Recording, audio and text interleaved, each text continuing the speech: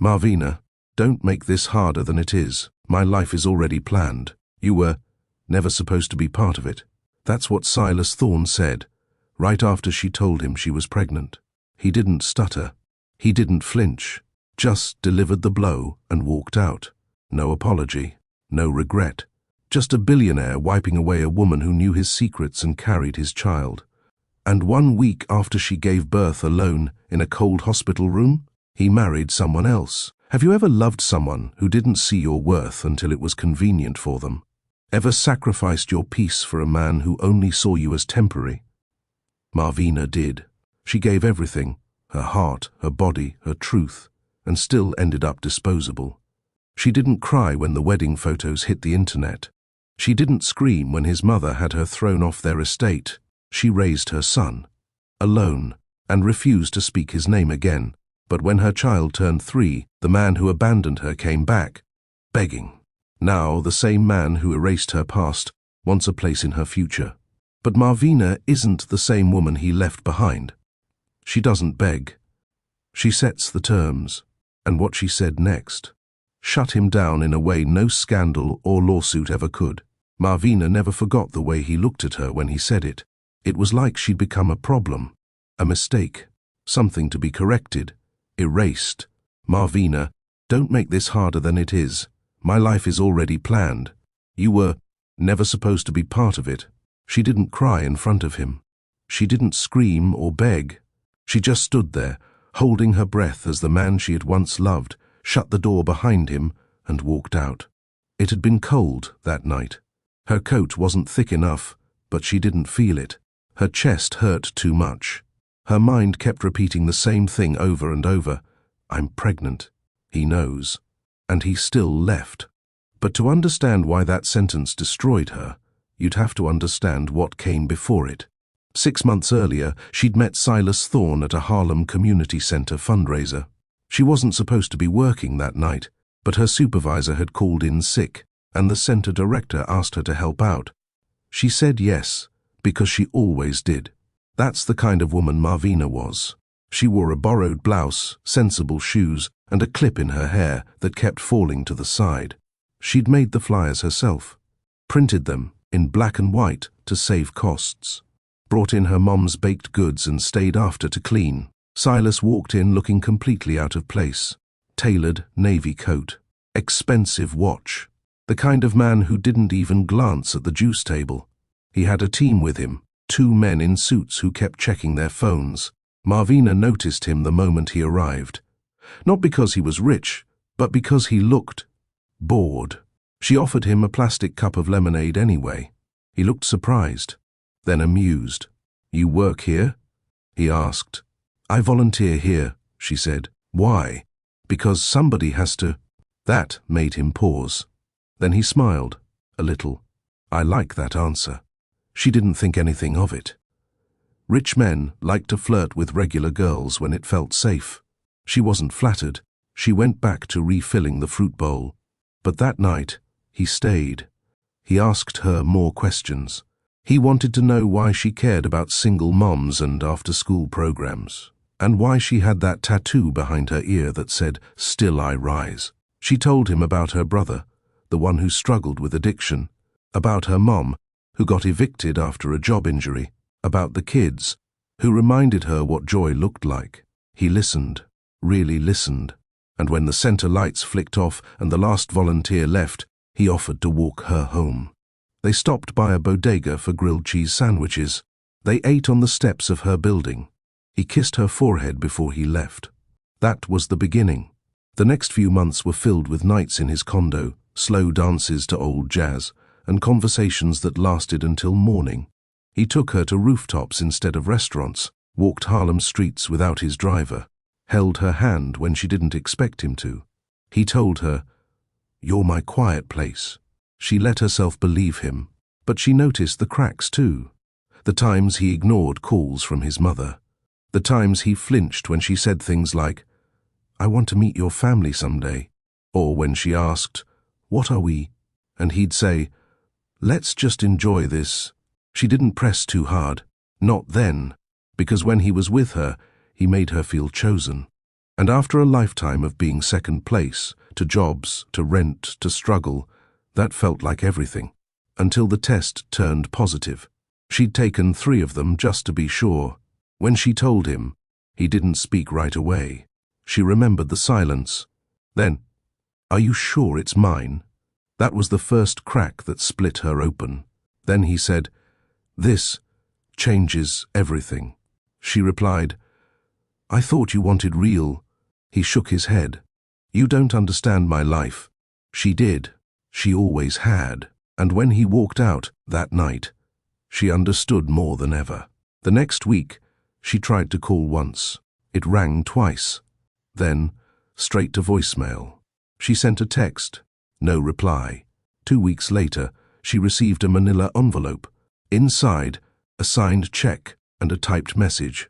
"Use this to take care of yourself. I hope things go well." No signature. Just money. She tore it in half. 3 months into her pregnancy, she went to the Thorne estate. She didn't expect flowers or a ring. She just wanted answers. His mother answered the door in pearls and a grey suit. Her eyes scanned Marvina's belly. "You're not our kind of girl," she said calmly. "Don't embarrass yourself by coming here again." 2 security guards escorted her back to the gate. She stood there for a long time, one hand on her stomach, the other clenched at her side. Then she turned around and walked away. Marvina moved back in with her mother. Tanika came by often.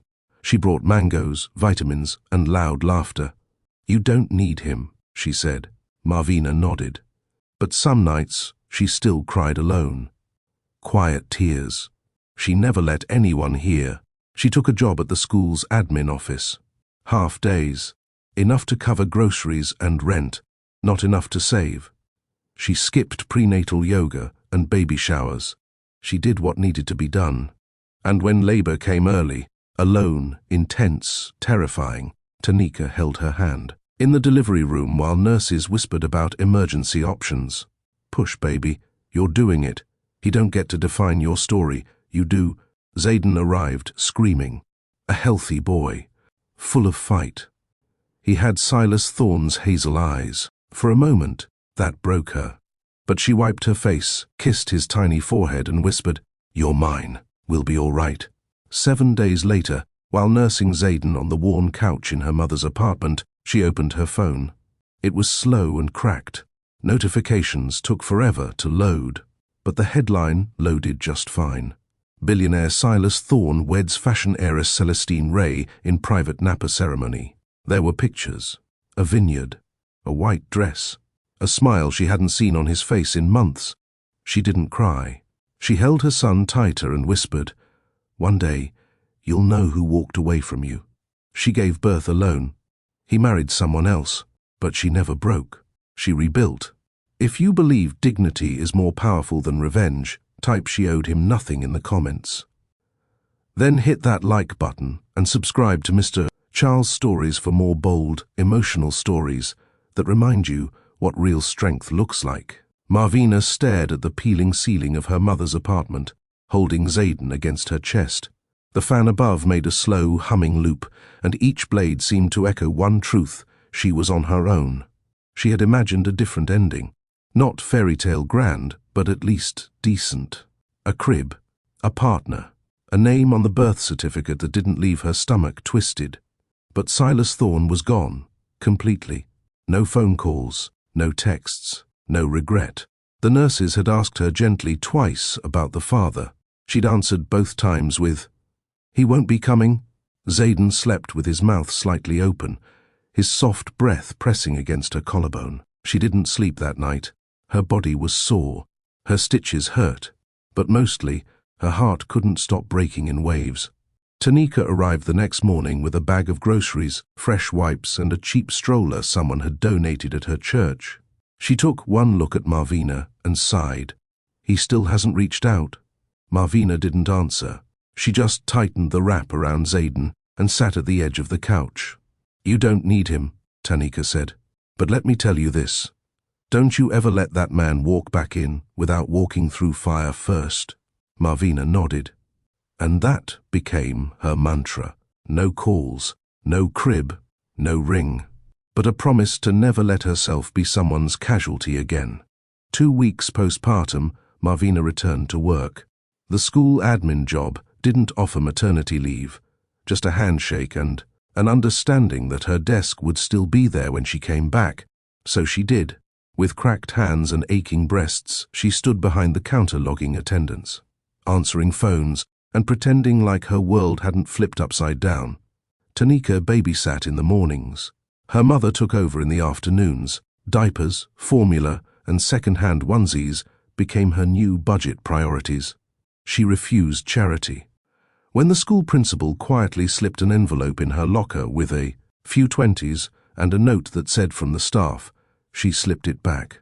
It wasn't pride, it was survival, because every time she looked at Zayden, she remembered what she'd promised herself in that delivery room: "You're my miracle. We'll be all right." And if all right meant showing up exhausted and smelling like breast milk, so be it. Every CO worker who offered pity was met with her polite nod. Every well, meaning auntie who said, "It's not too late to call the father," got silence. Marvina wasn't waiting on anyone to rescue her. She had already done that herself. One Friday night, she lit a single candle, boiled some rice, and played soft jazz while rocking Zayden to sleep. She looked at her phone once. Just once. Still nothing from Silas. No apology, no request, not even curiosity. She didn't expect a parade. But how could he walk away from his own blood and sleep at night? The media had moved on. His wedding to Celestine Ray was already old news. The tabloids had shifted to real estate and corporate buyouts. His mother was praised for her elegance, and Celestine was hailed as a style icon. Marvina turned the TV off. She didn't hate them. Hate took energy. And she needed all of hers for this little boy, with Silas's eyes and her stubbornness. She learned to find peace in small moments. Zayden laughing in his sleep. Warm towels. A full fridge, even if it meant ramen and eggs. And every night, when she'd double-checked the locks, she imagined what she'd say if Silas ever did show up. She rehearsed it in her head. "You left. Stay gone." But deep inside, she also rehearsed another line she hated herself for. "Why didn't you fight for us?" Zayden had colic. That meant 3-hour stretches of non-stop crying, mostly between 2 and 5 a.m. Marvina held him, paced, sang, cried quietly with him, and sometimes whispered, "It's okay, I got you." She Googled everything, tried gripe water, warm baths, baby massages. Nothing helped much, but she never put him down. People said motherhood was beautiful, but no one talked about how it chipped away at your soul when you were doing it alone. At work, she smiled and filed papers. At night, she begged God for 3 hours of uninterrupted sleep. When her body healed enough to walk long distances again, she took Zayden in the donated stroller to the Harlem Library. She read parenting books while he napped beside her. She joined a local support group for single mothers. She didn't cry during introductions. She just said, "My name is Marvina. My son's name is Zayden. And I'm figuring it out." And when the room clapped, she smiled. Because that was the first time in months she felt seen. Zayden turned 1. They didn't have balloons or a photographer, but Tanika brought cupcakes, and her mother cooked jollof rice and fried plantains. Marvina put a party hat on Zayden and took a blurry picture with her phone. He had cake on his cheeks and a single dimple when he smiled. She looked at him and whispered, "I would do it all again for you." She still hadn't heard from Silas Thorne, but she didn't need to. She'd built a life. Quietly. One grocery trip, one shift, one midnight prayer at a time. She was no one's secret. No one's shame. No one's mistake. She was Zayden's mother. And that meant everything. Marvina watched Zayden bounce along the faded hallway rug, his dimple flashing every time he giggled. His little sneakers lit up with every step, and even though they were hand-me-downs, she kept them spotless. She stood by the kitchen doorway with a spoon in her hand, stirring a pot of rice while her heart swelled with something between pride and disbelief. 3 years. 3 whole years of raising this boy alone. The two-bedroom apartment she rented from Miss Carroll on 145th Street wasn't much, uneven. Floors, windows that stuck, a heater that rattled like it was arguing with itself, but it was theirs, hers and Zayden's. No man had ever crossed its threshold. No voice but hers had told him a bedtime story or patched his scraped knee. Zayden had the round face of a child still growing into his features, but those eyes, those same hazel eyes Silas Thorne carried with arrogance, looked at her with innocence. Every time she saw them, she reminded herself, he has his father's face, but not his father's heart. Marvina had made that her mission, to raise a son who knew compassion, not entitlement. It wasn't easy. Zayden had asthma, diagnosed at 2, after he spent a night in the ER with shallow breathing and blue lips. That night, Marvina held him upright in a hospital chair for 8 hours, refusing to let him lay down for fear he'd stop breathing again. She didn't panic. She endured. She always did. Bills had doubled. Prescriptions, inhalers. She picked up weekend shifts at a dry cleaner's on 133rd just to stay afloat. Tanika helped when she could, but she had her own toddler now. Marvina never complained. She was too tired to, but the joy that came in the form of Zayden's laughter during bath time, his maid, up songs about dinosaurs, the way he shouted, "Mummy, you my best friend," every time she handed him apple slices in his superhero bowl. There were no luxury vacations, no designer clothes, but there were memories, moments filled with cracked joy and homemade pride. Zayden knew the value of saying thank you, of helping clean up, of hugging his mama every night before bed and whispering, "I love you more than peanut butter." Marvina kept a small journal on her nightstand. Every night after Zayden went to sleep, she wrote down one moment from the day she didn't want to forget. September 18th, Zayden told the librarian, "I was the smartest mommy in Harlem." October 2nd, he shared his snack at the playground with a girl who had none. Said, "Mama said we don't keep good things to ourselves." November 3rd, he asked if clouds have feelings. She wrote everything, because this was the life she had chosen. Not the one Silas offered in shadows, but the one she built in the open, brick by brick. And even when the lights got cut off for a night, or her shoes had holes she couldn't afford to fix yet, she reminded herself, "We're not struggling, we're growing." One Tuesday, while walking Zayden home from preschool, he stopped in front of a community mural being painted near the bodega.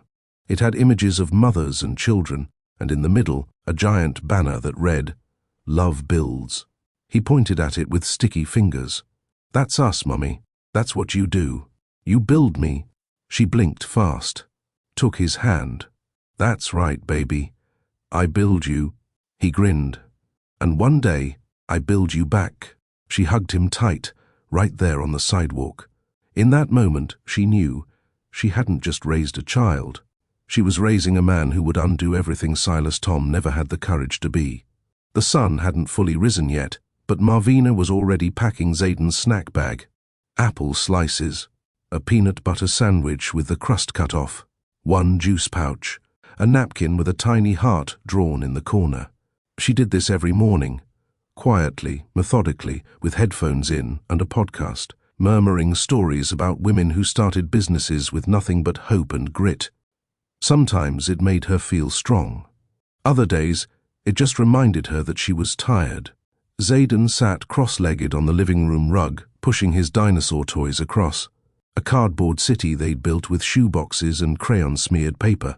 His favorite one, the green triceratops with the missing tail, roared with delight as it raced toward a cut-out fire station. "Mummy, is my daddy a dinosaur?" Marvina froze mid-zip. She turned slowly. "What did you say, baby?" Zayden looked up with those soft hazel eyes, the ones that always made her forget how to breathe. "My friend David said daddies pick you up, but I never saw mine, so I think maybe he's a dinosaur." "Dinosaurs hide." Marvina blinked, grabbed a stool, and sat beside him. She smoothed his curls back and forced a smile. "Baby, your daddy's not a dinosaur." Zayden frowned. "Then where is he?" It wasn't the first time he'd asked. but it was the first time he'd asked like he needed an answer. She glanced at the window. The street was waking up. Cars honked. Radios played. Lives moved on. She didn't lie to her son, but she also didn't have the heart to poison him with the truth. So she gave him what she could. He's someone Mommy used to know. But he didn't stay. Zayden tilted his head. Did he get lost? She nodded. Maybe. Or maybe he didn't know how to stay. He nodded slowly, then turned back to his dinosaur. Well, I'm not going to be like him. When I get big, I'm going to stay. Marvina didn't answer. She couldn't. Her throat was tight, her heart heavier than it had been in weeks. That night, after Zayden was asleep, she sat on the edge of her bed with the lights off. She thought of Silas Thorne. She thought of the night he left, of the way he closed the door like she was a mistake he needed to walk away from, of how he never came back. She thought of how his son, his beautiful, wild, brilliant son, was growing up thinking. Maybe his father was a dinosaur because no one had the courage to tell him otherwise. She looked at the journal on her nightstand, opened it, and wrote, January 7th, Zayden asked if his father was a dinosaur. I didn't know how to tell him he was just a coward. The next morning, Zayden woke her up by laying his cheek against hers. You smell like waffles, he whispered. She smiled and pulled him close. I was dreaming of them. Can we make some? And can I wear my cape? Yes, to both. He jumped off the bed and sprinted to the kitchen, a red cape dragging behind him and 2 mismatched socks flopping on the floor. She lay there for a moment longer, staring at the ceiling. This boy deserved answers. But more than that, he deserved protection. From disappointment, from shame, from the ghost of a man who didn't have the decency to show up. She'd give him truth in doses he could handle. But most of all, she'd give him what Silas never gave anyone, presence. A few days later, Zayden brought home a coloring assignment from school. It was a My Family drawing. Crayons filled the page, Marvina in purple, Zayden in red, and an empty square labeled Dad. He hadn't even colored it in. Why is this one empty? She asked gently. He shrugged. I didn't know what color to use. She looked at the paper and bit her lip. She didn't want to cry, not in front of him. You know, she said, you can color that square any color you want, or not at all, because this family, she pointed to the 2 colored figures, this is real. The rest, that's up to you. Zayden smiled and scribbled the empty square full of gold. I like gold. It's shiny. She kissed his forehead. Then gold it is. The following weekend, she took Zayden to the Harlem Book Fair. It was loud and vibrant, with music, food trucks, and authors signing children's books under white tents. Marvina saved up for 2 weeks just to give Zayden a little spending money. He picked out a book called Supermama and Her Sidekick. He grinned up at her as the author signed it. To Zayden, your mama sounds like a hero already. Zayden beamed. She is. The author winked. Then you're in good hands. Marvina smiled politely, but inside she was shaking. Not because she didn't believe it, but because hearing someone else say it out loud made it feel real. Later that night, while putting the book on their tiny shelf next to the humidifier, Zayden said, Mama, do daddies ever come back? Marvina sat down on the bed beside him. Sometimes, she said, but only if they want to, and only if they're ready to do right. He nodded slowly. Do you think mine will? I don't know, baby. Zayden laid back and turned his face to the wall. But I have you, he mumbled. She turned off the light and whispered, always. Spring came quickly that year. It was still cold, but the sky stayed blue longer and flowers started blooming through cracks in the sidewalk. Marvina signed Zayden up for pre-K art classes at the community center. It was $20 a month. She paid in quarters and small bills, but never missed a deadline. On the last day of class, the kids painted portraits of their families. Zayden presented his with pride.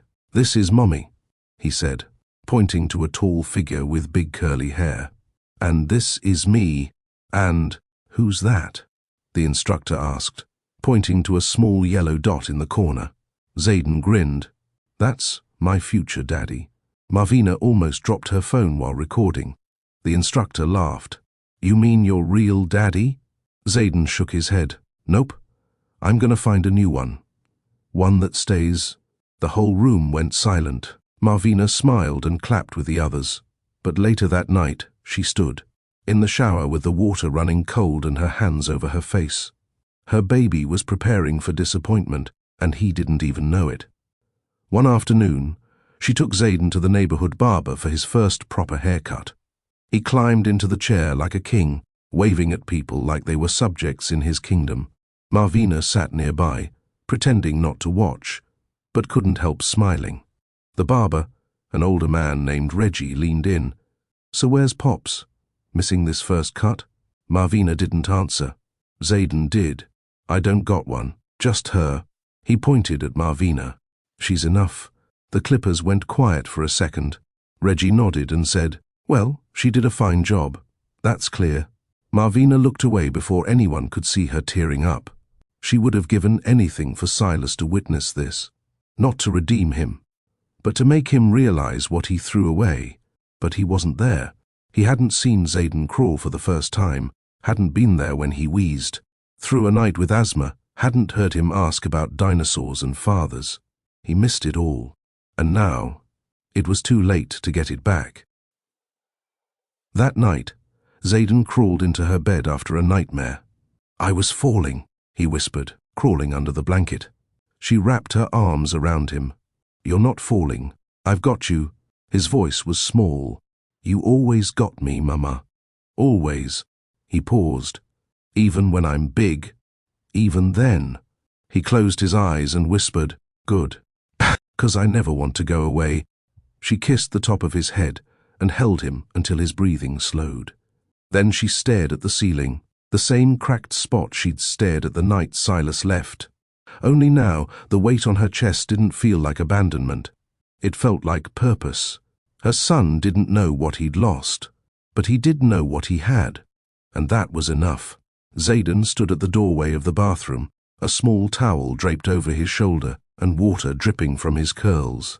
Marvina was bent over the sink scrubbing his tiny sneakers with a toothbrush, the way her mother once scrubbed hers. He watched her closely. Why you always clean my shoes? He asked. She looked up, surprised.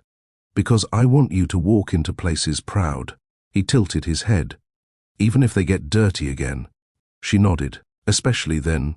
Zayden processed that quietly, then walked over and handed her his favorite toy car, the one with the chipped paint. You can clean this too. It deserves to be proud. She laughed softly. All right, deal. That moment stuck with her.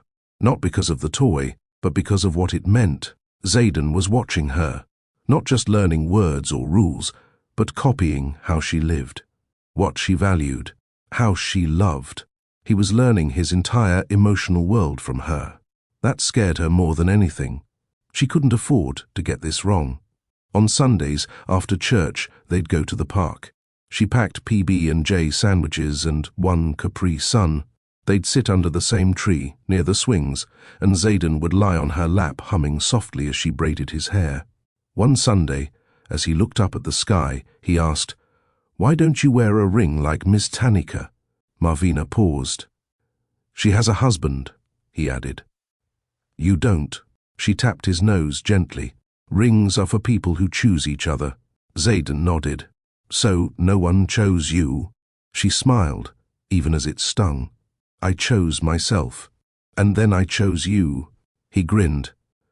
That's better. She looked up at the clouds and whispered to herself, Yes, it is. At work, Ms. Dina from the front office kept pushing her to take a day off. You're running on fumes, Marvina. You don't even blink when the fire alarm goes off. But Marvina didn't rest unless she had to.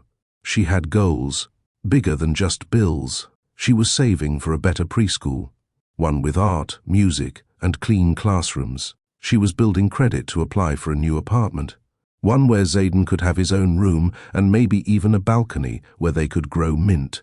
She skipped lunches and walked instead of taking the bus. She picked up weekend shifts grading papers for a retired teacher who couldn't see well anymore. Every dollar was a brick in the life she was building.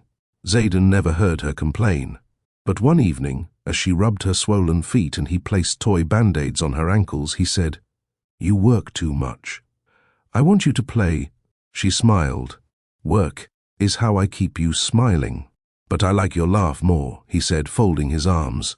She looked at him for a long second and finally said, "Okay, tomorrow. We'll have a day." And they did. She called out of work. Zayden wore his favorite blue hoodie and rain boots, even though the sun was out. They went to the city zoo, paid for entry with rolled-up coins and a $20 bill, and laughed until her stomach hurt. He got his face painted like a lion, roared at strangers, and then said, "Sorry," through a giggle. She bought him a snow cone, the kind with too much syrup, and he insisted on sharing it with her, even when it started dripping on their hands. At the end of the day, on the subway ride back, he laid his head on her shoulder and whispered, "You're better than a daddy." That night, when she tucked him in, she whispered, "You're better than everything I thought I lost." Marvina didn't date, not because she was afraid, but because she hadn't met anyone worth introducing to the world she had created. Men flirted sometimes. At the grocery store, at work, on the train, but none of them knew what it meant to raise a child in Harlem on half a paycheck and half a tank of faith. None of them had stayed long enough to meet Zayden. Until one day, after school pickup, Zayden tripped on the playground curb and scraped his knee. She rushed over, but someone had already knelt beside him, speaking softly, pressing a clean cloth to the wound. He wore light blue scrubs and white sneakers. His voice was calm. "You're okay, little man. Got yourself a warrior scar." Zayden sniffled. "You a doctor?" "Close," he said. "I'm a nurse. Colby Miles." Marvina looked down, cautious. "Thank you," she said. He stood up, brushing off his knees. "No problem. I volunteer here on Thursdays." Zayden squinted at him. "Do you know dinosaur names?" Colby grinned. "Try me." Zayden gave him 3. Colby got all 3 right. Marvina smiled without meaning to. "Okay," Zayden said. "You can stay." Colby laughed. "Permission granted, huh?" Marvina raised a brow. "He's protective." Colby nodded. "He should be." And just like that, something shifted. They didn't start as anything. He offered to walk them home a few times after the clinic closed. Sometimes he brought donated snacks from the food drive. Other times, he just brought stories. He never asked for her number, never flirted too hard. He talked about his mother, a teacher who passed, about being a single father before his son died from heart complications at 4 months. Marvina didn't speak much that night. She just put her hand over his, and he let it stay there. She hadn't touched a man in years. She hadn't trusted a man in longer. But Colby was different, not perfect, not polished, but present. Zayden adored him. They built paper cities, traded trivia, and had boys-only laundry folding contests. Marvina watched them once from the hallway, Zayden in a superhero cape, Colby crawling around pretending to be a monster. Her son's laughter echoed through the walls. She felt something strange in her chest, not fear, hope, but she didn't rush it. Because if there was one thing she'd learned, it was that some people show up like sunshine, others like smoke. Colby was neither. He was steady. One evening, after Zayden fell asleep on the couch, Colby stayed behind. They sat across from each other, an old lamp flickering between them. "I'm not trying to force anything," he said. "But if this ever becomes more, I want you to know I'm not going anywhere." She looked at him, long and hard. "You don't even know my whole story. I don't need the whole thing to respect it." Silence. Then she asked, "Why me?" He smiled softly. "Because your son runs into your arms like it's the safest place in the world. And you," he pointed to her hands, "you shake, but you still show up." Her eyes welled. She hadn't meant to cry, but she did. And for the first time in years, she didn't hide it. Later that night, after he left, she checked on Zayden. He was curled up with his green dinosaur, the same one missing a tail. She kissed his cheek and whispered, "I think someone might be coming, baby. Someone who knows how to stay.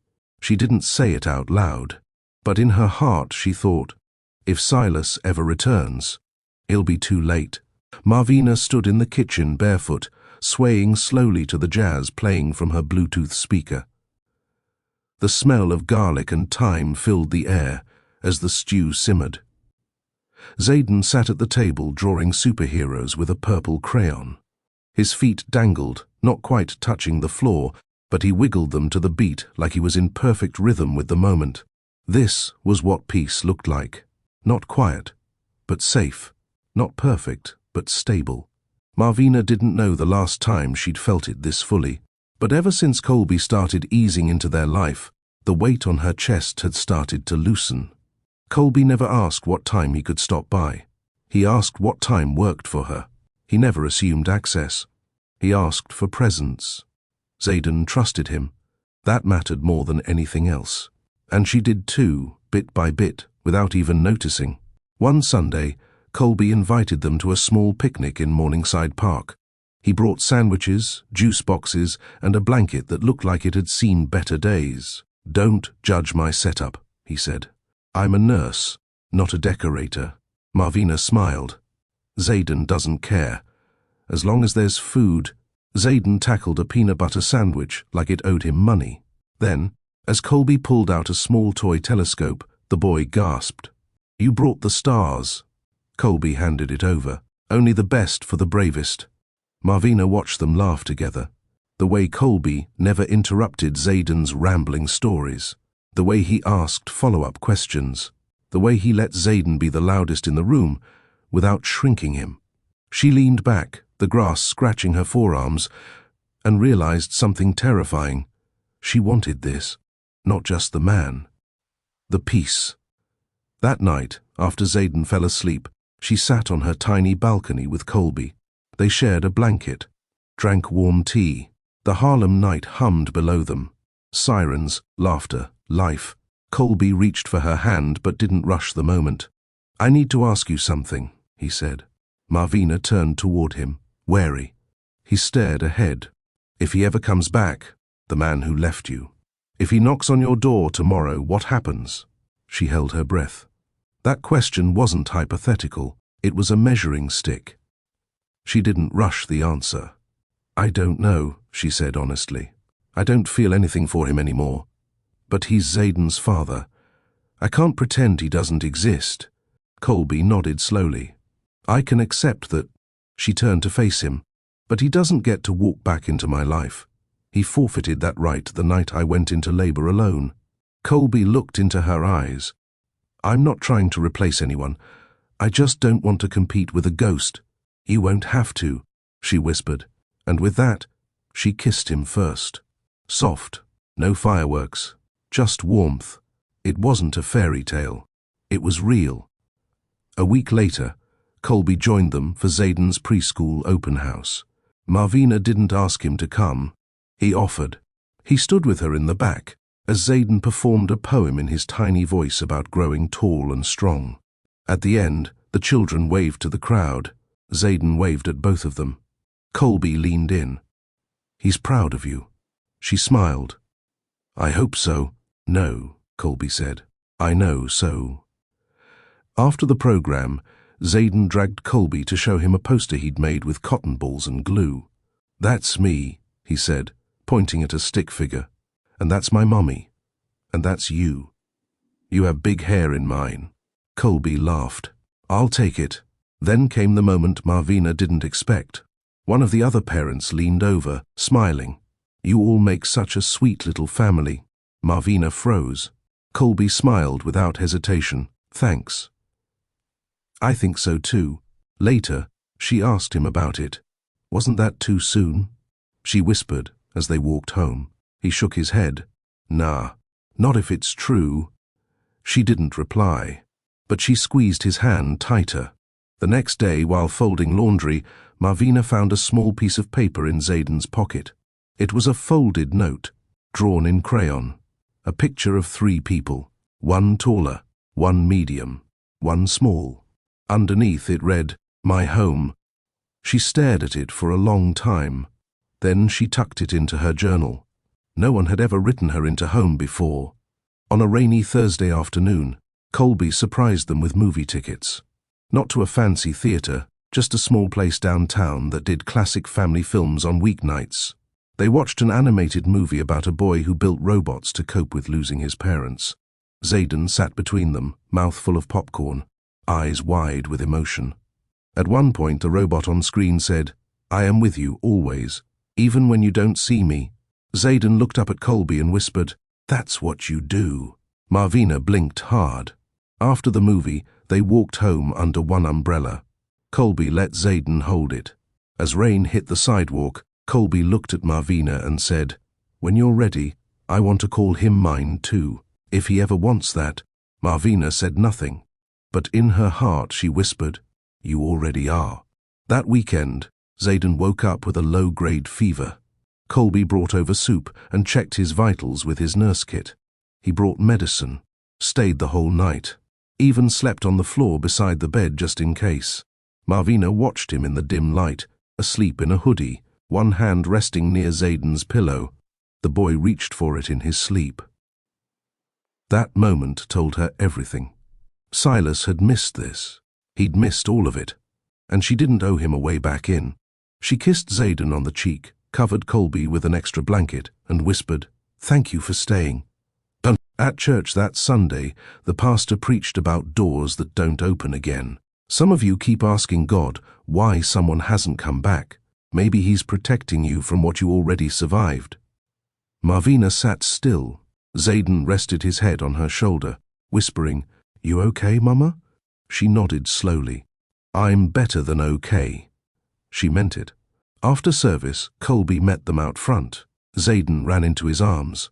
Marvina watched them, really watched them. This wasn't just recovery, it was renewal. But peace doesn't mean the past is gone. And as they walked home that afternoon, with the church bulletin tucked in her purse and Zayden skipping between them, a black SUV pulled up across the street. Marvina noticed the license plate first, then the man who stepped out. Silas Thorne. 3 years of silence, 3 years of no-show birthdays, no child support, no apology, and now he was standing in the middle of Harlem, wearing a $1,000 coat and looking straight at her. Colby turned at the same time. He didn't say a word. Marvina gripped Zayden's hand and whispered, "Let's go." Zayden blinked up at her. "Who's that man?" She didn't answer. She walked faster. But Silas raised his voice. "Marvina, wait." She froze. Zayden clutched her leg. Colby stepped beside her. The air shifted. The peace she'd built was still standing, but the storm had finally arrived. The street went quiet in Marvina's head. All she could hear was her own pulse, thudding hard in her ears. Silas Thorne stood with his hands in his coat pockets, like he had a right to be there. Like this was casual. Like he hadn't missed 3 years of his son's life. He looked older, his sharp jawline heavier, his eyes duller. His hair was shorter, and his expression held none of the charm that once disarmed her in seconds. But what struck her most? He looked nervous. "Marvina," he said again, softer this time. "Can we talk?" Zayden tugged on her hand. "Mama, who is he?" She knelt down slowly and touched his cheek. "He's someone who used to know me." Zayden nodded like that answer was good enough. Colby stepped forward, calm but alert. "Is there a reason you're here, man?" Silas looked at him briefly, then returned his eyes to Marvina. "I just need a moment, please." Marvina stood slowly. She could feel the tightness in her shoulders, in her jaw, in every breath she pulled into her lungs. "I don't owe you a moment." "I know," Silas said. She raised a brow. "Then why are you here?" He glanced at Zayden, who now stood behind Colby, small hands clutched around the back of his leg. "I saw a flyer," Silas said. "A fundraiser from a Harlem school. There was a photo, and a little boy holding a sign that said, 'My name is Zayden.'" Marvina's mouth tightened. Silas continued. "He looked just like me." Marvina said nothing. "I thought maybe I was wrong," he added. "But then I saw you walk out with him." She folded her arms. "So, you followed us?" He flinched. I had to be sure. Colby stepped slightly in front of her now. Not aggressive, protective. You had 3 years to be sure. Silas sighed, rubbed his face. Look, I didn't come here to cause problems. I just want to talk. Just to Marvina. Colby looked at her. You don't have to say a word if you don't want to. She took a deep breath. It's fine. 5 minutes. That's all. She turned to Zayden. Go wait with Mr. Colby, okay? Zayden looked up, uncertain. Do you know that man? She crouched. I did. A long time ago. Zayden nodded slowly, then reached for Colby's hand. As the two stepped away, Marvina faced Silas fully for the first time in 3 years. The silence between them was loud. You didn't answer my calls, he said. You changed your number. I changed my life, she said. The number was the least of it. I deserved that. She laughed once. Sharp. Deserved? You didn't even check if I made it through delivery alive. His mouth opened. Closed. I was scared. You weren't scared of business deals, of marriage, of photo ops with your new heiress wife. But you were scared of a woman who loved you and a baby who needed you. He lowered his eyes. I was weak. You were cruel. He nodded slowly. You're right. She hadn't expected him to say that. I saw you walk out of that building with him, he said, and my chest caved in. Because I missed everything. His first steps, his first words, all of it. And it's my fault. Marvina didn't move. I didn't come here to take anything, he added quickly. I swear, I want to know him. If you'll allow it. She looked at him for a long moment. You don't get to want things now. He's not a meeting you missed, Silas. He's a child, a human being, one you chose not to meet. I know. You disappeared, then got married a week after I gave birth. He flinched again. That wedding, it wasn't love. It was strategy. My mother, I don't care about your mother. He stopped. I gave birth with no crib, no money, and no partner. I rocked him through fevers and asthma attacks and every scary night alone. You don't get to parachute in now and pretend this is normal. I'm not pretending. Then stop showing up like it's convenient. You want to be in his life? You prove that to him. Not me. He nodded. How? You start with consistency. You come when you say you will. You listen. You learn. And you don't ever make him feel like he wasn't enough to keep you around the first time. Silas's voice cracked. And you? What about us? Marvina shook her head, eyes steady. There is no us, Silas. You were my mistake. He's my miracle. Silas swallowed hard. She turned to leave, but paused. One more thing. He looked up. If you break his heart, I will not be gentle next time. You got that? Silas nodded. She walked away. Colby stood beside Zayden, who was quietly watching ants crawl near the sidewalk crack. When Marvina returned, Colby looked at her. You okay? She nodded. Yeah. Zayden reached for her hand. Is that man coming back? She paused, then said, maybe, but only if he's serious. Zayden shrugged. Okay. I like Colby better. Colby smiled awkwardly, but Marvina smiled wider. I do, too. They walked home in silence. The sun was setting. The wind had settled. Harlem was breathing again. And as they reached the apartment steps, Marvina whispered to herself, this is what staying looks like. Monday morning came with a breeze that didn't feel like spring anymore. Marvina buttoned Zayden's coat and double-checked his inhaler before zipping his backpack. Do I have my gloves? Zayden asked. She smiled and pulled them from her coat pocket. Your hands are always the first to freeze. He laughed. And yours are always the warmest. They stepped outside, hand in hand, just in time to see a black SUV parked across the street. Same plate. Same car. Silas. He stood beside it, in jeans and a plain jacket this time. No suit. No driver. No expensive watch. Just him. Marvina tightened her grip on Zayden's hand, but kept walking. Silas didn't move until they crossed the sidewalk. Good morning, he said quietly, eyes on Zayden. Marvina stopped. This isn't a meet and greet. I know, Silas said, hands in his pockets. but I promised I'd be here. I just wanted to walk with you too." Zayden looked up at his mother, curious. "Is he coming with us?" Marvina looked at Silas. "He can walk behind us." Zayden shrugged and resumed skipping ahead. Silas didn't take offense. He fell in step behind them, 2 paces back. He didn't speak, just followed, all the way to school. When they got to the gate, Zayden turned around. "You coming inside?" Marvina shook her head. "Not today, baby. Go on. I'll be right here when you come out." Zayden gave her a quick hug, then glanced at Silas. He didn't say anything, but he waved. Silas's eyes softened. He waved back, almost unsure how. After the boy disappeared into the building, Marvina finally turned. "You're serious?" Silas nodded. "I want to be in his life." "For how long?" she asked. "Until it gets hard? Until your mother tells you this looks bad for your brand?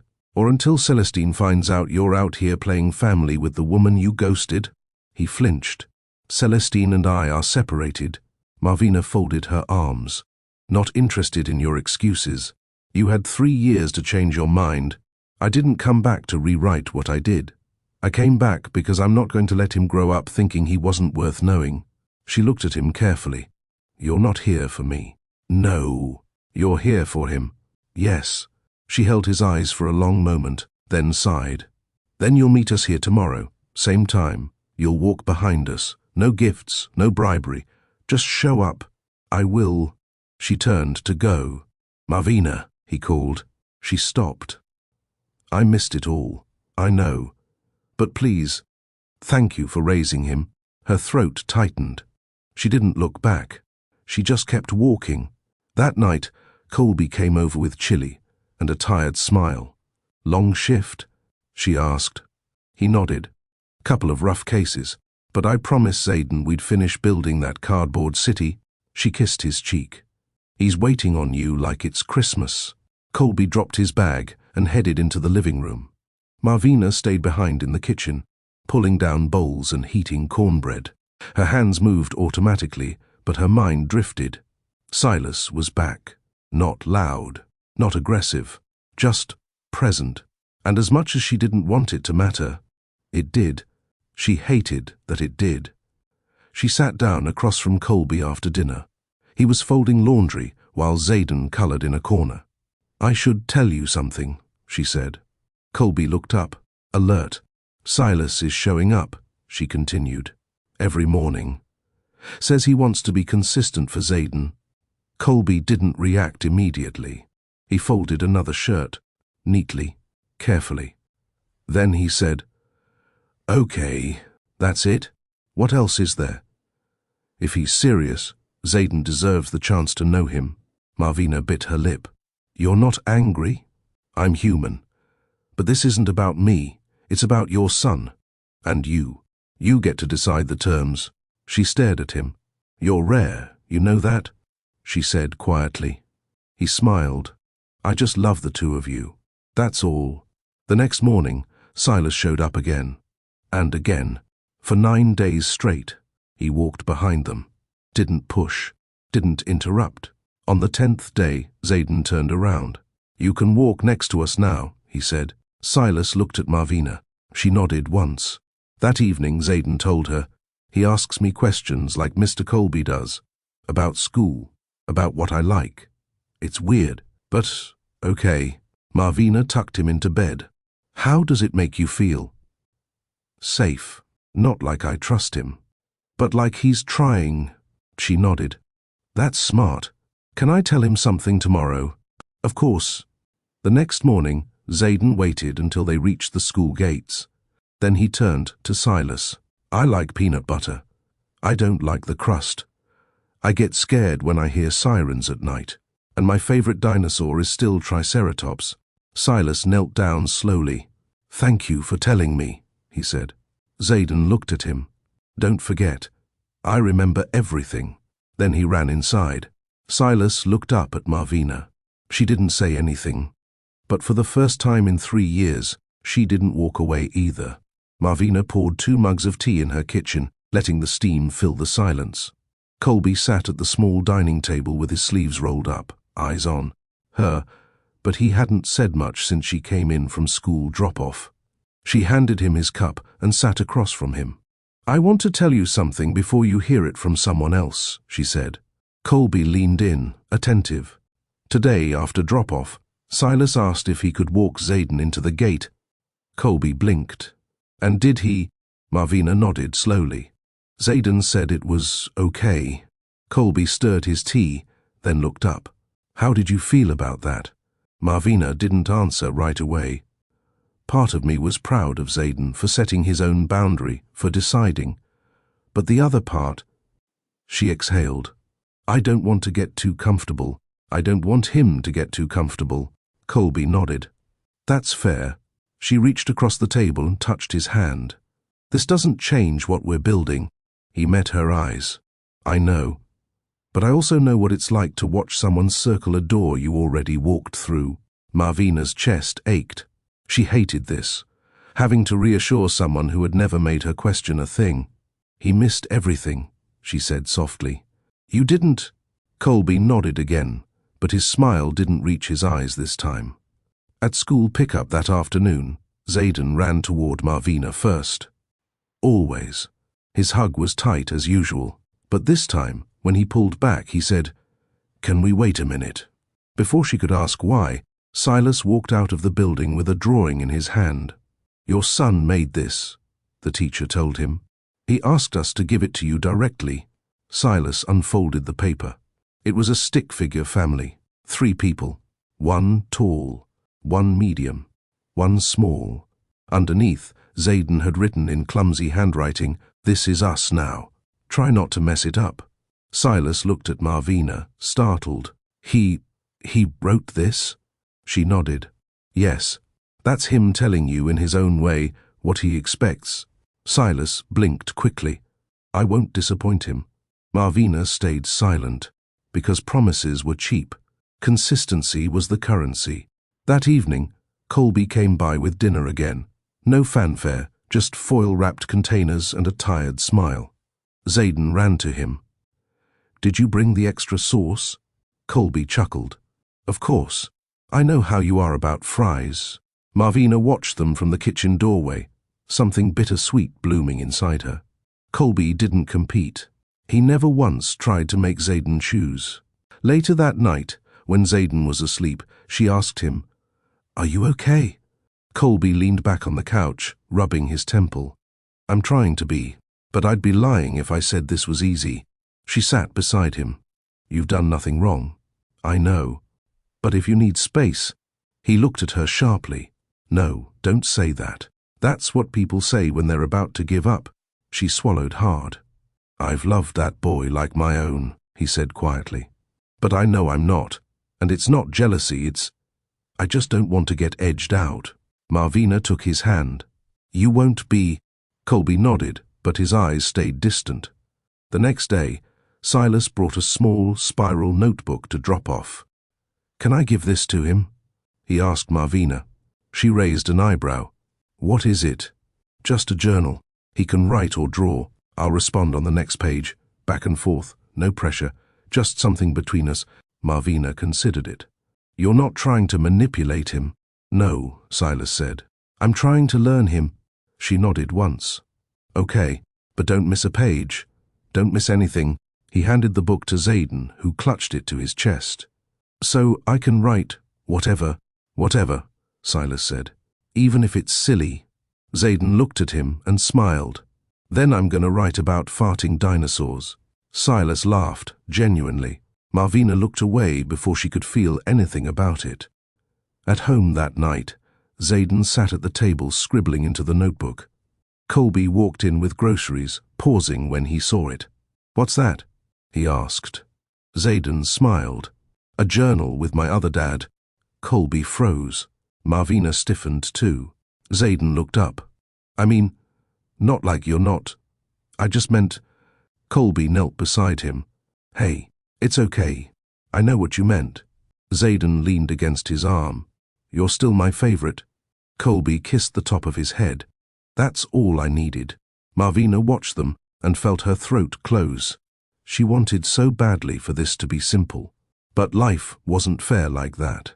And love, even good love, was complicated. On Saturday, Silas asked if he could take Zayden for 2 hours. Public, supervised. Marvina hesitated, but Zayden said, "I want to show him my favorite tree in the park." So she agreed. Colby helped her pack snacks for him. When she zipped the bag, Colby touched her shoulder. "I trust you. I wish this didn't hurt you," she whispered. "It doesn't," he said. "What hurts is thinking I might lose something that felt like mine before he even knew the word for it." She turned to him. "You are not the backup. You are not second." His eyes glistened. "Then tell me what I am. You are what real looks like.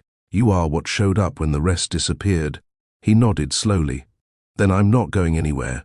Zayden came back from the park with a pine cone and a story about squirrels. Silas dropped him off, handed Marvina a paper bag with art supplies Zayden had picked out, and said thank you. He didn't linger, didn't try to talk, just said, "See you Monday," and left. It almost made her respect him. Almost. But she reminded herself, this was only the beginning. Showing up for 3 weeks didn't erase 3 years. And no matter how much Zayden smiled, Marvina's guard stayed firm. Because this wasn't about rekindling love. This was about protecting it, in the form of a little boy who deserved every part of the truth, even if it arrived slowly, even if it arrived late. It started with the small things. Zayden began mentioning Silas in casual conversation, nothing forced, nothing heavy, just facts. Mr. Silas said pine cones fall in October, not December. Mr. Silas said he had a dog once, but it ran away. Mr. Silas said I'm a good listener. Each time, Marvina smiled and nodded, but a quiet tension began to coil in her chest. Not because she was jealous. She wasn't. She had fought too long, bled too hard, to feel envy over someone arriving late. But what unsettled her was the truth, that her son had room in his heart, for both men, and that room was expanding without her permission. At dinner one night, Zayden told Colby, "Mr. Silas is taking me to the museum next Saturday. You should come too." Colby hesitated. Marvina looked up. "That wasn't planned." "I thought it was okay," Zayden said quickly. "We're just looking at bones and dinosaurs and stuff. He said I could invite someone." Colby forced a smile. "Maybe next time, champ." Zayden's shoulders slumped. Later, after Zayden fell asleep, Colby stood by the window, staring out into the Harlem night. "You okay?" Marvina asked, joining him. He nodded, slow and tight. I didn't know I'd be competing with a man who never even did the work." "You're not competing," she said softly. "But he's in his head now," Colby replied. "He's in the space I spent years helping to build." She touched his arm. "You built the foundation. Silas is walking on a floor he didn't even pour." Colby turned to her. "I know that. But love doesn't always follow logic." Marvina wrapped her arms around him. "Then let's stay steady. Zayden needs that." Colby kissed her forehead. "I'm not going anywhere. I just needed to say it out loud." On Saturday morning, Silas arrived early, museum passes in hand. Marvina handed him the backpack. "No snacks, he just ate. Make sure his inhaler stays in your front pocket." Silas nodded. "Got it." Zayden came flying out the door, cheeks flushed with excitement. "I packed my sketchbook." "Great," Silas said, holding out his hand.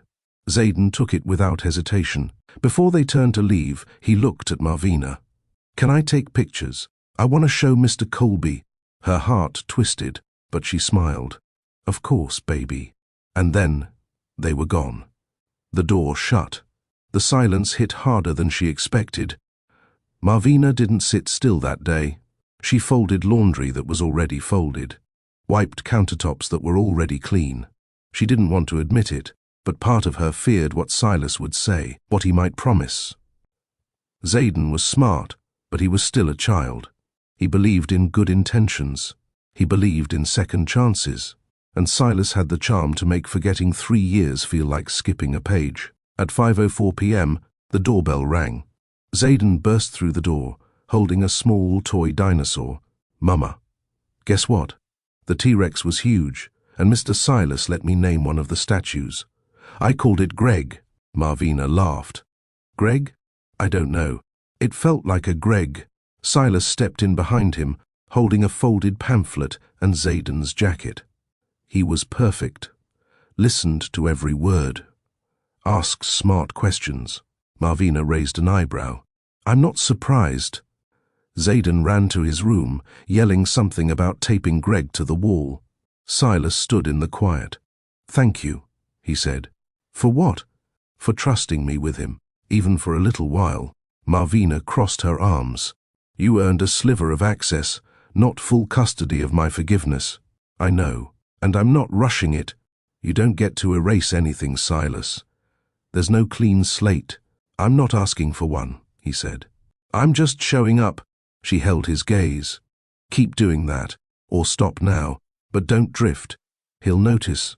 Silas nodded, then turned to go. Before he left, he said, Colby's good with him. Marvina's eyes narrowed. I'm not trying to overstep. I see how Zayden looks at him. She said nothing. Silas continued.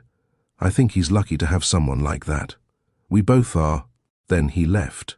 That night, Zayden pulled Colby's favorite hoodie from the hallway hook and hugged it. Marvina watched from the doorway. You miss him? Zayden nodded. I like having both. Marvina knelt beside him. You know, sometimes life gives us people who stay. Sometimes it gives us people who come back. But staying is what matters most. Zayden nodded, still clutching the hoodie. Mr. Colby stays. She kissed his forehead. Yes, he does. Sunday afternoon, Colby came by with a smile and a book bag. Zayden lit up. You're back. Always.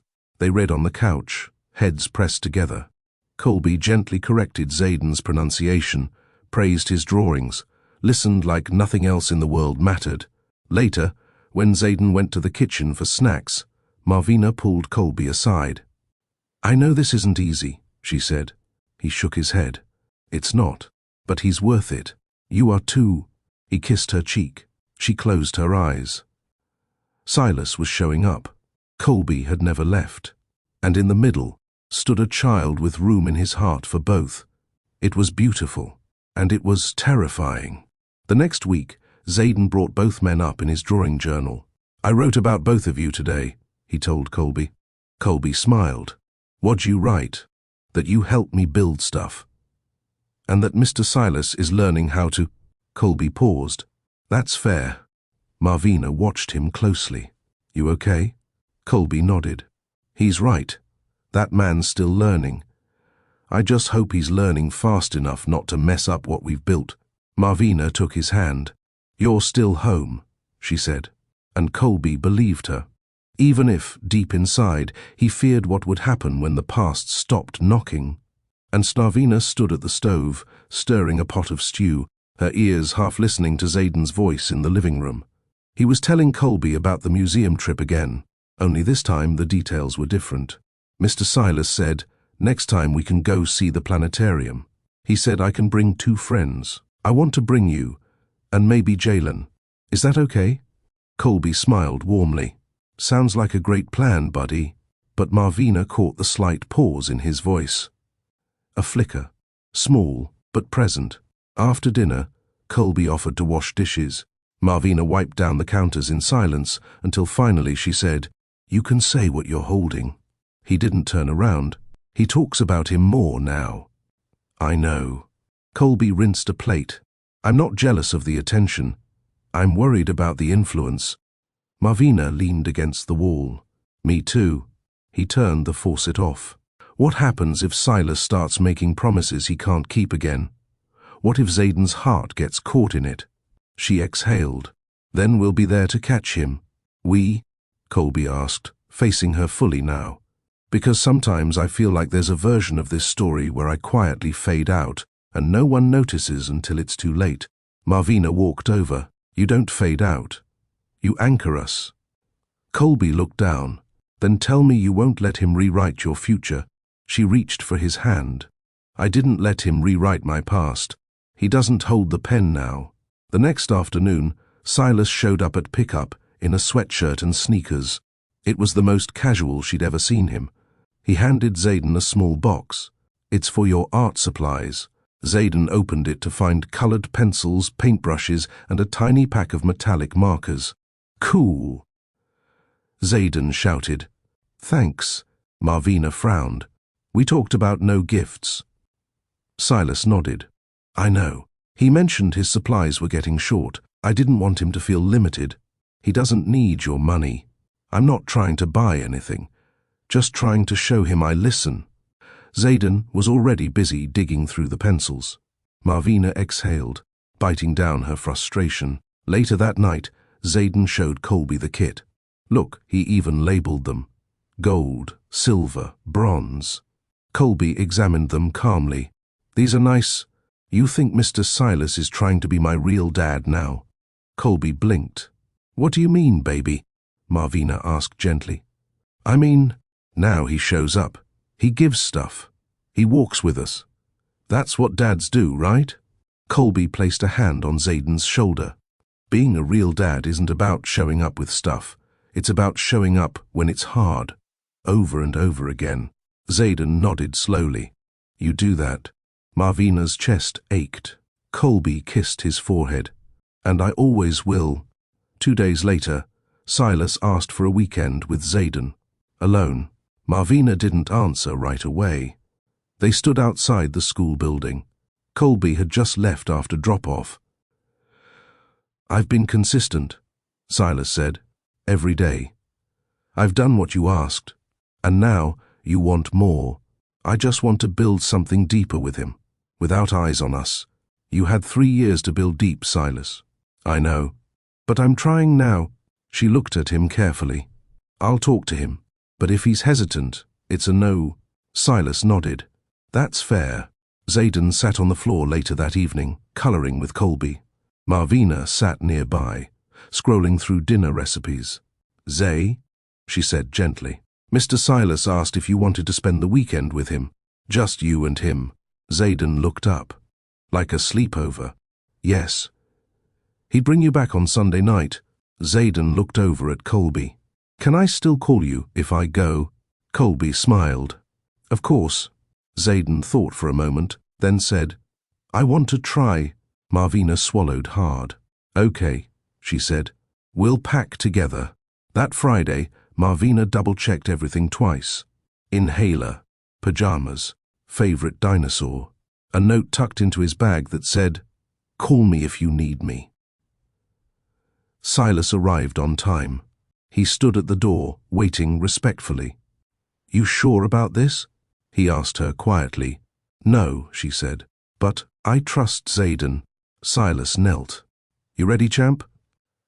Zayden gave him a hug. "I'm bringing Greg with me." "Greg?" Silas asked. "The dinosaur." "Got it." As they walked away, Marvina stood at the window, arms folded across her chest. Colby arrived 10 minutes later. "She gone?" "No," she said. "He is." Colby walked over and put an arm around her. "You let him go?" "I had to." Colby nodded. "That's what good mothers do." She leaned into his chest. "I hate how quiet it is." "You miss him?" "I miss the control." Colby stayed quiet, because he knew exactly what she meant. Saturday passed slowly. She cleaned Zayden's room twice, didn't touch his toys, scrolled through old photos and replayed voicemails just to hear his voice. Colby stayed the night, made spaghetti, tried to distract her with card games and a movie, but nothing filled the space. She didn't cry, she didn't panic, but her body felt it, the ache of surrendering something sacred, even for just 48 hours. Sunday evening, just after 6 p.m., there was a knock at the door. Zayden came flying in full of stories. "We went to the park, we had waffles. He let me pick the movie. It was loud, but fun." Marvina smiled and kissed his cheek. "You had a good time?" Zayden nodded, then turned to Colby. "But I still missed you." Colby knelt and hugged him tight. "I missed you too, champ." Silas stood at the door, watching. "Thank you," he said softly to Marvina, "for trusting me." She nodded. Zayden pulled out a small rock from his backpack. "I found this for you," he told Colby. "It's smooth." "Like your head," Colby laughed. "I'll treasure it." As Silas turned to leave, Zayden looked up. "Are you coming next weekend too?" Silas hesitated. "I hope so," he said. Marvina watched his face. He meant it. But hope wasn't enough anymore. That night, as she tucked Zayden in, he whispered, "I liked being with him, but it's easier to sleep here." She stroked his curls. "Why, baby?" "Because this feels like home." She kissed his forehead, and as she turned off the light, she whispered to herself, "It always has been." The sun slanted low through the blinds of Marvina's small Bronx apartment, casting soft amber streaks on the hardwood floor. Zayden sat cross-legged in the corner, deeply focused on a set of wooden puzzle blocks Colby had given him for his birthday. Across the room, Silas stood quietly, unsure whether to sit or speak. He'd arrived early, too early, and now everything about the moment felt tense, unplanned. Marvina entered from the kitchen with a plate of apple slices and set it on the table. She didn't look at Silas as she passed. Her silence said everything. Zayden looked up. "Mr. Silas, you want to help me finish the lion?" Silas smiled gently. "Sure, buddy." He dropped to the floor beside him, sleeves rolled up, suit jacket already hanging on the back of a chair. They worked side by side in silence, fitting block after block. Each piece clicked like a thread stitching together the gap time had torn open. Marvina leaned against the wall and watched. This was the first time Silas had come inside. Normally, pickups happened at the park or outside the building, but today, Zayden had a cold, and Marvina didn't want him running around in the fall breeze. Now the quiet in the apartment felt too loud. And Colby hadn't called all day. He usually texted by now. Silas glanced up mid-puzzle. "His focus is incredible." Marvina nodded. "He gets that from me." A beat of silence. Then he asked, "Do you ever wonder what life would have looked like if I hadn't left?" Her arms folded. "I used to. A lot. Then I stopped because it wasn't real." He swallowed hard. "It's real now. That doesn't erase the years that weren't." Zayden held up the lion. "We finished it." Silas ruffled his hair. "You did great." "Can we draw next?" he asked. "Of course." As they pulled out markers and paper, Silas glanced around the apartment. Family photos lined one shelf. Most were of Zayden and Marvina, a few with Tanika, and one Polaroid with Colby holding Zayden at a birthday party. The smiles in that photo were easy, unforced. Silas felt it then.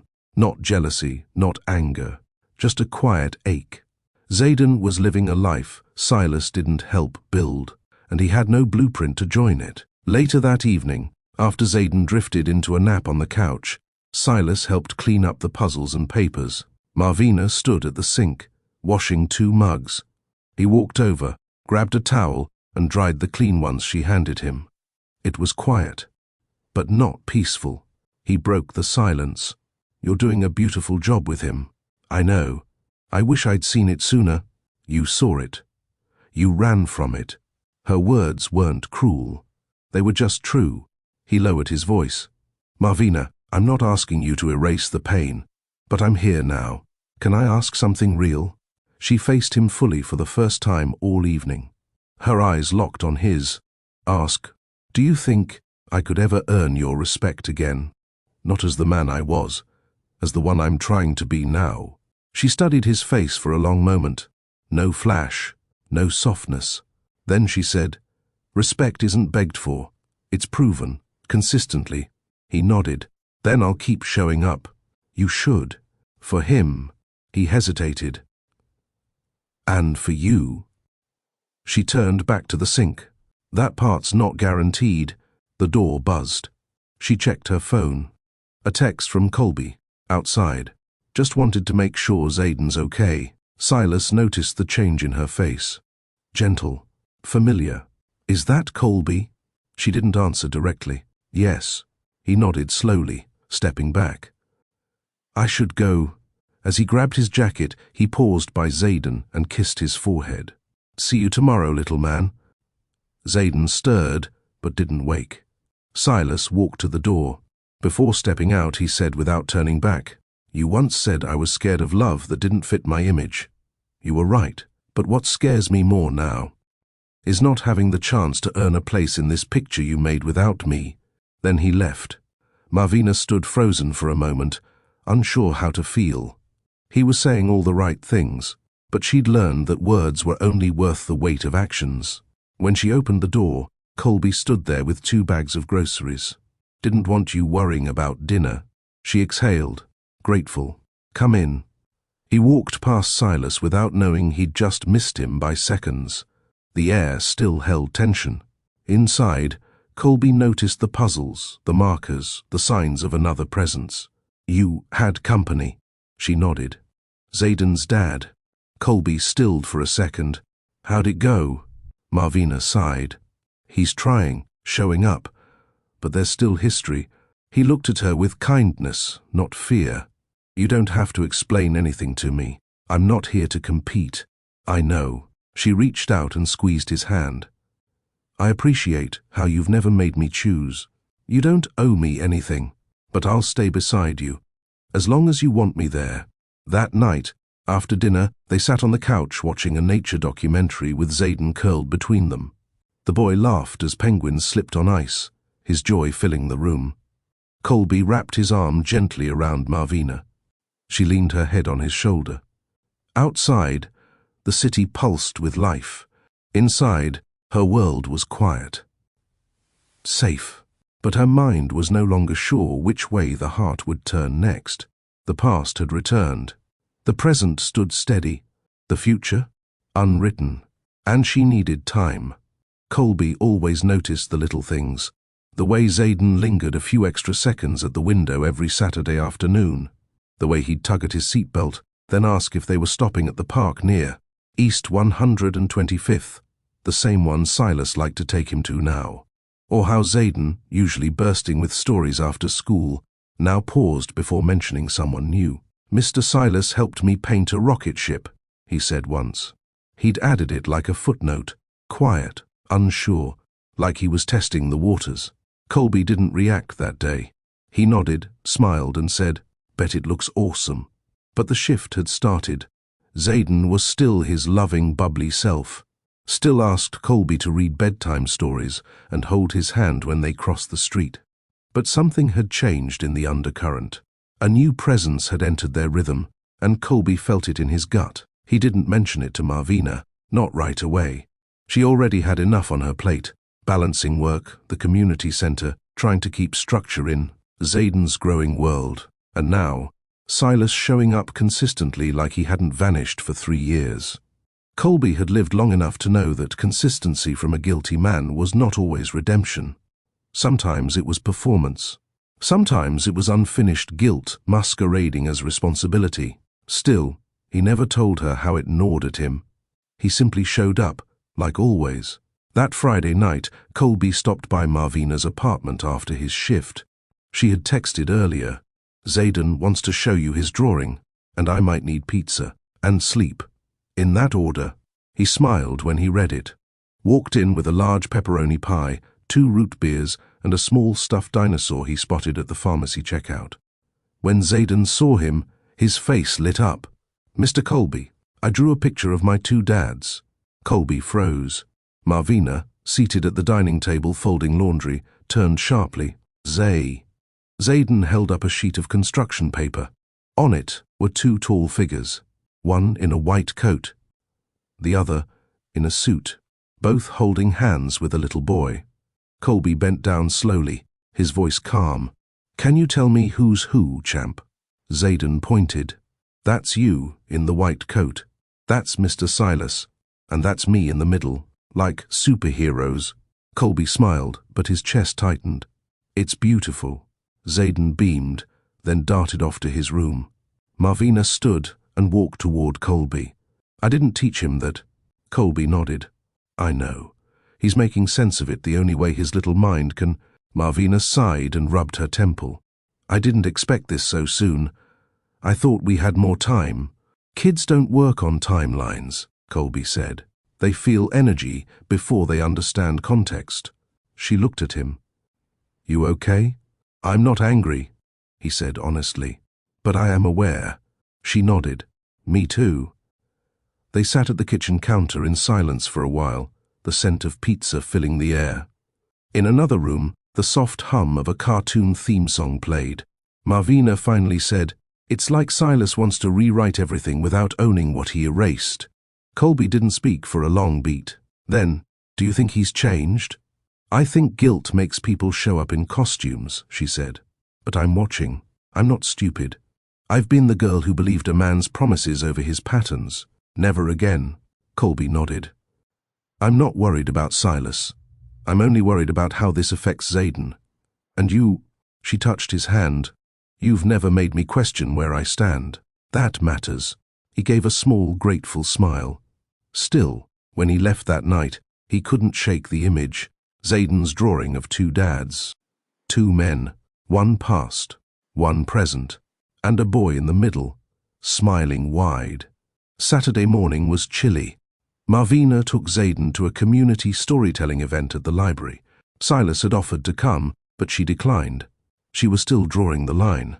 Tanika met them there, bundled up in a denim trench and sipping iced coffee because, as she claimed, hot drinks are for the weak. "Girl, he drew both of them," Tanika whispered as they browsed the children's section. Marvina nodded. "And he called them his two dads." Tanika blinked. "Well, damn. I wasn't ready. Were you ever gonna be?" Tanika asked gently. "No," Marvina admitted. "But I also didn't expect Silas to be consistent. That's what's throwing me off. He shows up. He listens. He brought sneakers for Zayden last week without being asked." Tanika studied her. "Do you want him to stay consistent?" Marvina hesitated. "I want Zayden to have what I didn't, but not at the cost of his peace. Or mine." Tanika nodded. "That's fair." Then she smirked. "So, how's Colby?" Marvina rolled her eyes with a smile. "Still showing up, still patient, still folding laundry like he lives here. You scared he'll walk away?" "No," she said quietly.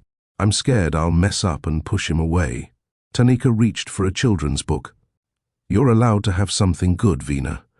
You don't have to earn it in pain." That night, after Zayden was asleep, Marvina sat on her fire escape with a fleece blanket wrapped around her shoulders. Silas had sent a text earlier. "Thank you for letting me spend time with him. I'll never take it for granted again." She stared at the message, then turned off her phone. Behind her, the window slid open. Colby stepped out holding 2 mugs of tea. "Thought you might need something warm." "You always know," she said, taking one. They sat in silence, listening to the Bronx night sounds, sirens in the distance, the muffled bass of a neighbor's party, the rustle of wind between buildings. Finally, she said, "You ever feel like you're walking a tightrope? Every day. I'm scared of being unfair, to you, to him, to myself." Colby sipped his tea. "Then don't be. Be honest instead." "I'm trying," she said. "You're doing better than you think." She looked at him. "He drew you as one of his dads." "I know. Does that scare you?" "A little. But it also means I'm doing something right." She blinked back tears. Colby continued, "Vina, this kid, he's part of me now. Whether you and I are forever or not, I've already chosen him. And you," the weight of that landed softly and heavily all at once. She didn't answer. Instead, she reached for his hand, held it. The night didn't need more words, but in her chest, something shifted, not the past returning, but the present deepening. And for now, that was enough. Silas stood outside the community center in a navy windbreaker, holding a small thermos of cocoa and a stack of coloring books he thought Zayden might like. He was early, too early, and he knew it. But every Saturday since Marvina had allowed him a slice of Zayden's life, he arrived 20 minutes ahead. Part nervous energy, part habit, mostly fear that this second chance might vanish without warning. Inside, children's laughter echoed. The air buzzed with the rhythm of foot traffic, sneakers squeaking, and staff calling out names. Silas scanned the doorway every few seconds until he saw that curly head bobbing in. "Daddy." Zayden yelled. The word landed like thunder. Silas crouched just in time for Zayden to throw himself into his arms. "I brought my rocket shirt today, see?" he said, yanking up his hoodie to show a faded NASA tee underneath. Silas grinned, his eyes glassy. "I see you, big man. You ready to build your robot today?" "Yes. But first, can I get 2 chocolates from Miss Tara?" "2?" Silas chuckled. "You negotiating already?"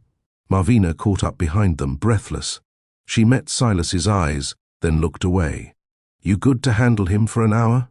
she asked, arms crossed. "I'll bring him back in one piece." Marvina gave Zayden a quick kiss. "Be good." "I will, Mommy," he chirped, already tugging Silas's hand toward the art room. Silas caught her wrist gently before she walked off. "Thank you." She hesitated. "Don't thank me yet. This isn't trust, it's observation." He nodded. "Understood." Inside the art room, Silas and Zayden joined a group of kids at folding tables, covered in paper, glitter, and juice stains. An instructor handed out robot kits made from cereal boxes and duct tape. Zayden dove in with excitement. "I want mine to fly and have laser eyes." Silas laughed. "That might be a bit above Daddy's pay grade, but let's see what we can do." They spent the next hour cutting, gluing, coloring. Zayden directed like a foreman, and Silas followed orders like a happy intern.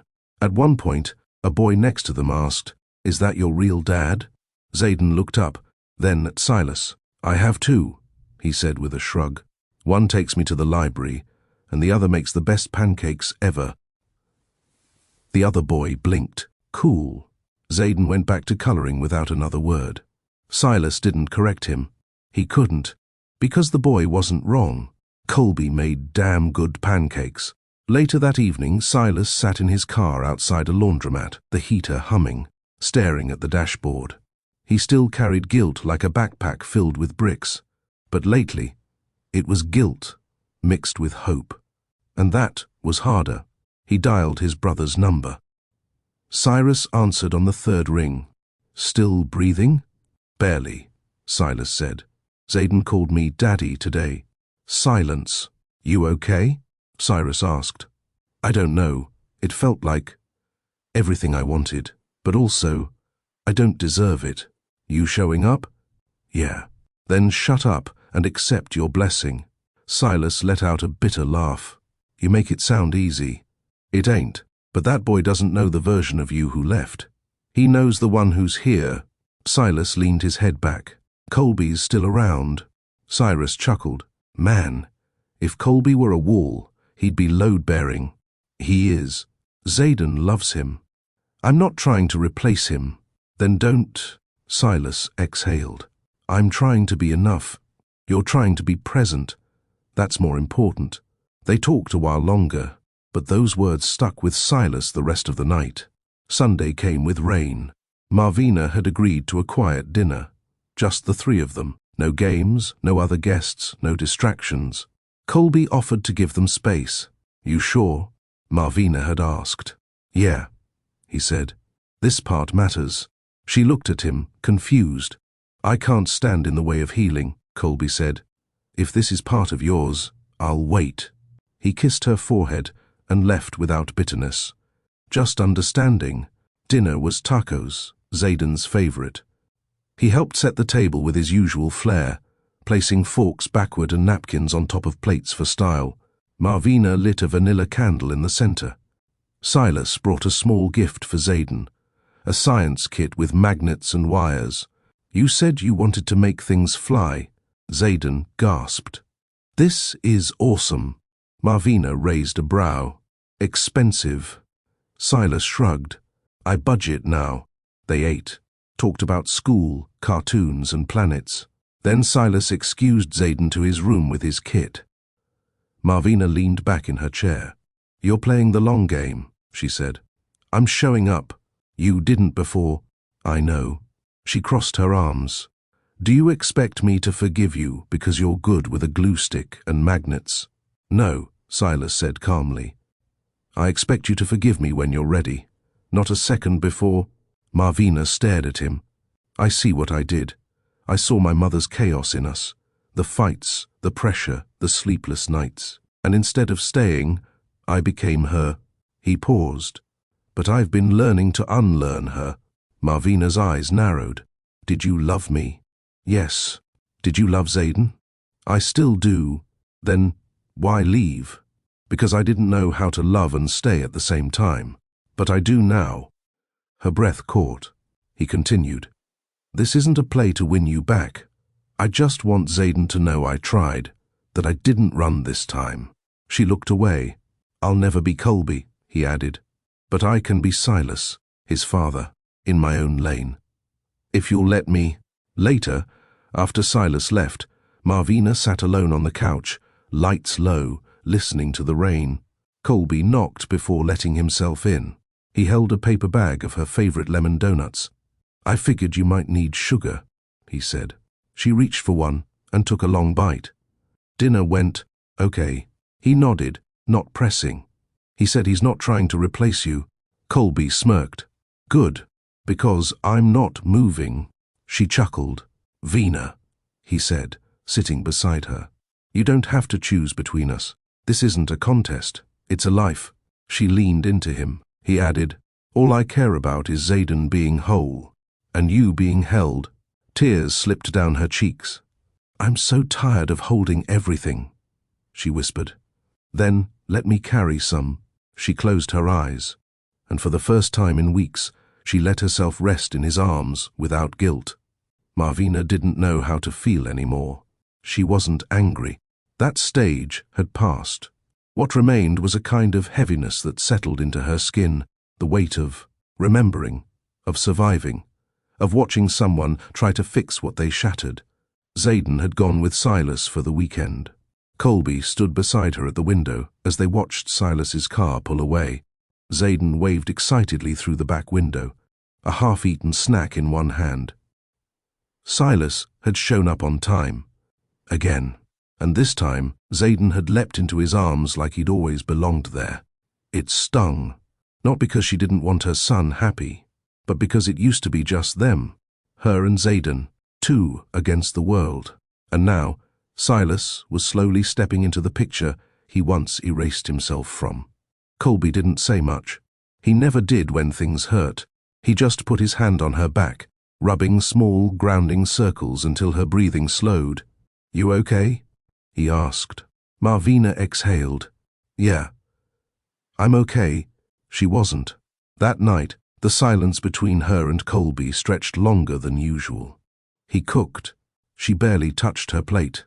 When he offered to run her a bath, she said she was tired. When he reached for her in bed, she turned slightly away. It wasn't intentional. It was protective. Because deep down, a voice whispered, what if Colby left too? He noticed the shift. Vina, he said softly, as they lay in bed, backs to each other. I'm here, you know. Still here. She closed her eyes. I know. But did she believe it? The next morning, Zayden came back full of stories. We went to the science museum, he shouted, and we saw a big dinosaur skeleton, and Daddy said, I can come again. Marvina's stomach clenched at the word, Daddy. Zayden had started calling him that. She hadn't told him to stop. It wasn't her place anymore. Silas brought back a box of toys, a new pair of sneakers, and a framed photo of Zayden smiling next to a giant T-Rex skull. Colby was standing by the counter when Silas dropped it all off. Hey, Silas said, a bit awkward. Hey, Colby replied, his tone neutral but not cold. Silas cleared his throat. Zayden had a good time. I can see that. They stood there, two men, both tied to the same child in different ways. One biological, one emotional. Colby picked up one of the toys, inspecting it. That remote car's a bit much for a 3-year-old. Silas smirked slightly. I was excited. Marvina walked in, towel over her shoulder, hair still damp from her shower. All right, gentlemen. Let's not have a testosterone contest in my living room. Both men chuckled, tension easing slightly. But the air still held something charged, something unspoken. Later that day, Colby waited until Zayden was napping before speaking. I need to ask, he said. Marvina looked up from folding laundry. Ask what? Are you thinking about going back to him? She froze, slowly set down a baby shirt. Colby. No, it's okay. I see the way you look at him sometimes, and I won't lie, part of me hates it. But another part gets it. He was your first. And he's Zayden's dad. I don't want him back, she said. Not like that. Colby tilted his head. Not like that, or not at all. Her throat tightened. I loved him once, she admitted, and part of me still aches for what could have been. But that man, the one I loved, didn't love me enough to stay. And the man he is now, he's trying. For Zayden. But that doesn't undo the nights I cried alone. Colby walked to her. Then help me understand where I stand. Because I've been here, I've stayed, even when it hurt. I know you have, she whispered. He took her hand. So, what do you want, Vina? Not what makes sense. What do you want?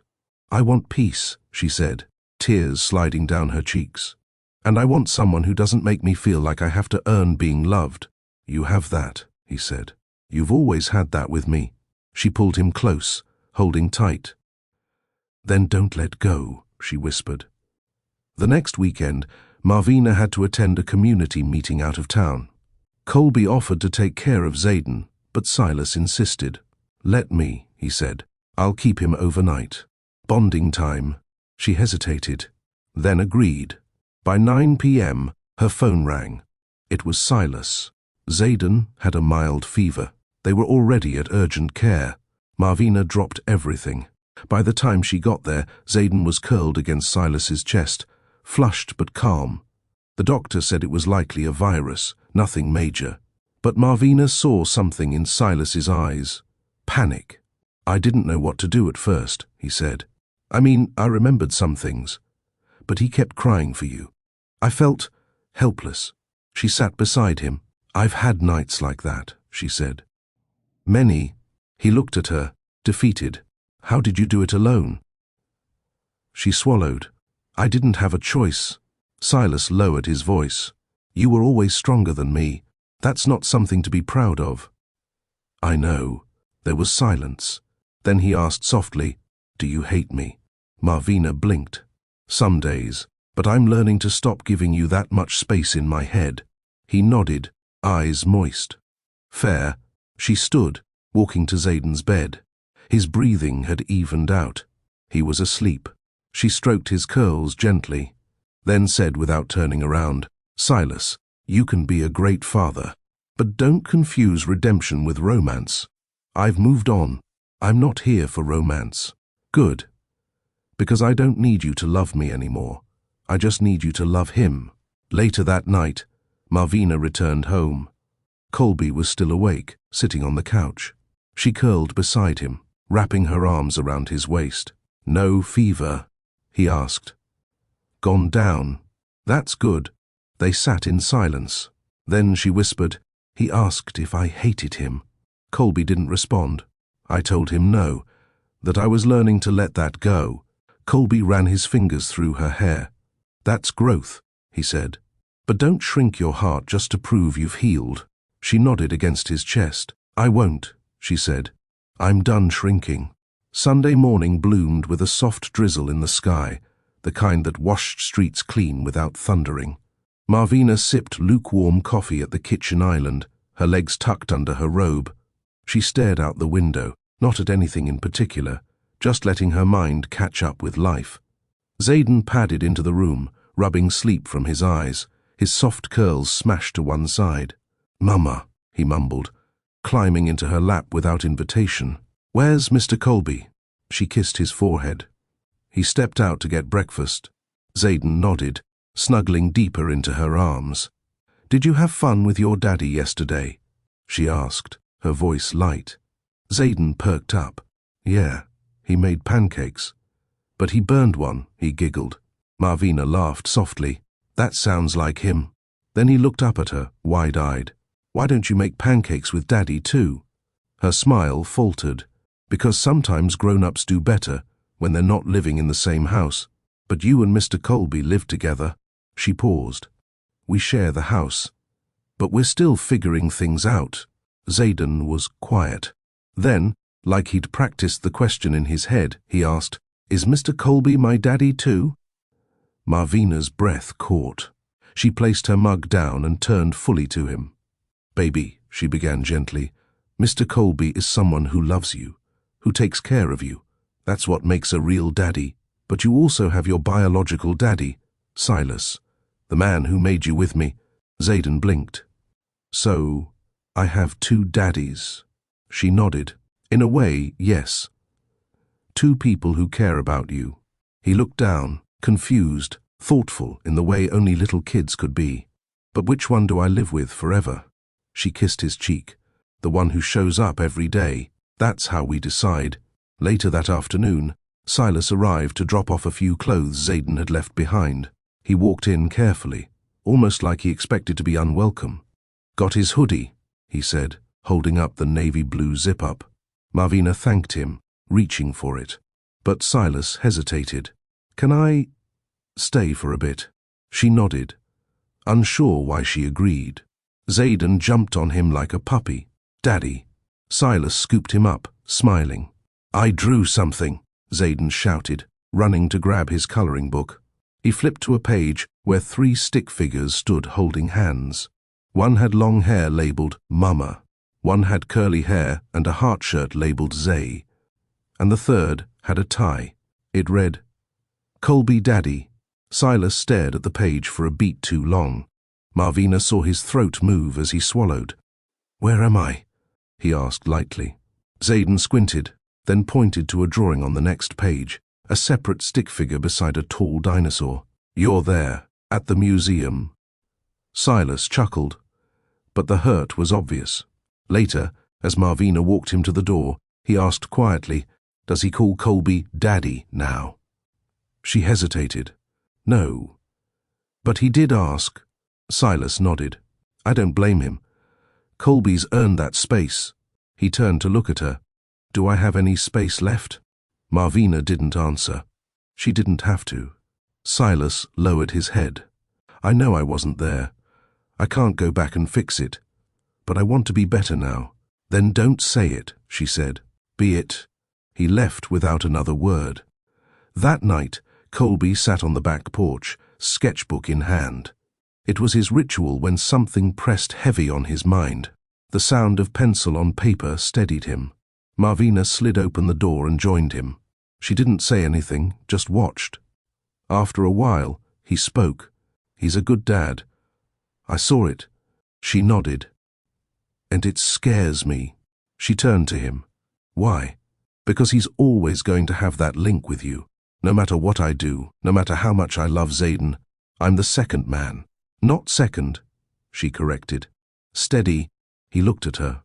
"You're the one he runs to when he scrapes his knee, the one who carries him when he's tired. Silas might be trying, but you've been here, quietly, constantly." "I don't want to compete," Colby said. "I just want to belong." She reached for his hand. "You do." 2 days later, Marvina received a phone call from Zayden's daycare. There'd been an incident. Another child had pushed Zayden on the playground, and he'd hit his head on the ground. Nothing severe, no concussion. But they wanted her to come. She called Silas, thinking maybe he'd want to know. But he didn't pick up. She drove straight to the center, heart racing. Zayden sat on a bench with a band-aid on his forehead, arms crossed. "I want to go home," he sniffled. She knelt. "You're going home, baby. Right now." As she signed him out, Colby showed up. "I heard," he said, breathless. "Are you okay?" Marvina blinked at him. "How?" "You listed me as his emergency contact." Her chest tightened. Colby walked to Zayden and knelt beside him. "Heard you fought a playground war." Zayden giggled. "It wasn't a war." Colby grinned. "Still, that bump makes you a warrior." That night, as Zayden slept curled against his side of the bed, Marvina whispered to Colby, "Thank you for showing up." He leaned closer. "Thank you for letting me." The next day, Silas called back. "I missed your call. Sorry, I had a meeting." Marvina told him what happened. There was a long pause. Is he okay? He's fine now. I should have been there. You should have answered, she said. You say you want to be involved, but being a father isn't a promise. It's action. I'm trying. Try harder. He sighed. I will. The following week, Zayden had family day at daycare. Each child could bring a parent or loved one. Zayden insisted both men come. It was awkward, but they made it work. Colby helped build blocks. Silas colored with him. They even took a photo together. 3 people, 1 boy in the middle. Marvina stood by the wall, holding back tears. Miss Amelia, one of the caregivers, walked over. He's lucky, she said. Marvina nodded. I hope so. No, the woman said. I mean it. A child with that much love around him? That's a miracle. The sun was low when Marvina pulled out an old shoebox from her closet.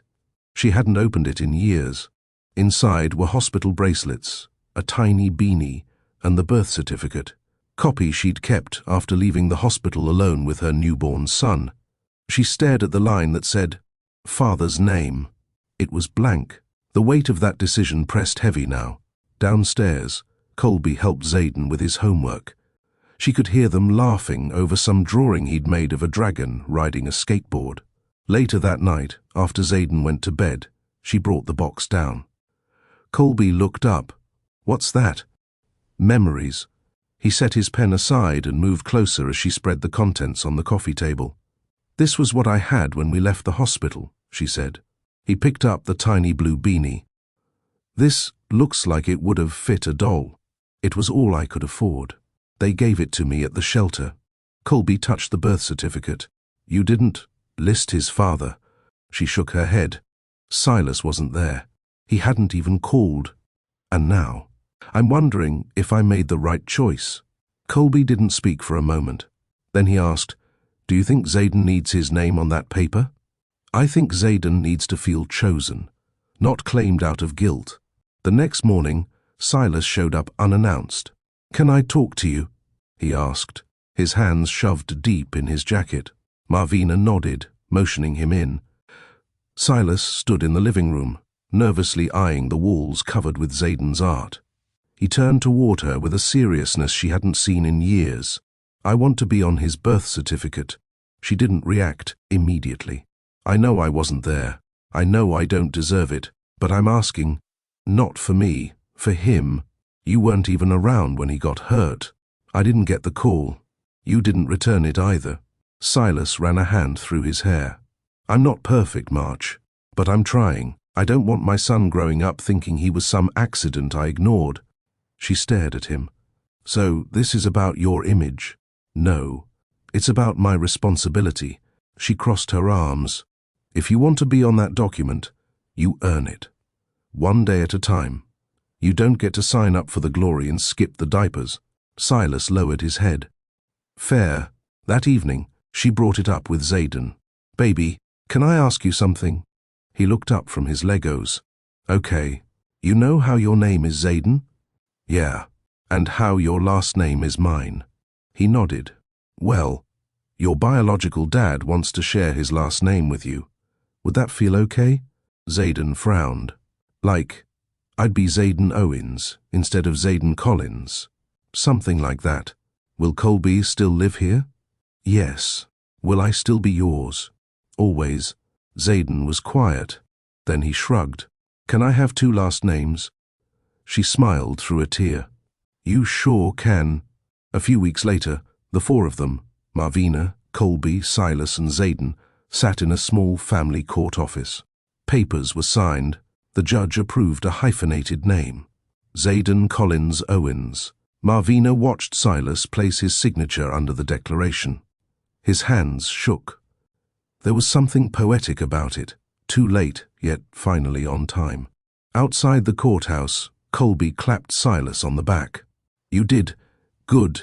Silas nodded, then looked at Marvina. Thank you. For letting me show up. She didn't smile, but her voice was softer than it had been in years. Don't thank me. Just keep showing up. They parted ways. Colby slid his hand into hers as they walked toward the car. Zayden skipped ahead, twirling under the winter sun, his coat flaring like a cape. Colby leaned closer. "He's going to remember today." "He should," she said. "He's got 2 men now who know what his name means. If you've ever had to raise a child with unanswered questions or made space for someone to show up after disappearing, then you understand Marvina's strength." She didn't let anger decide her son's story.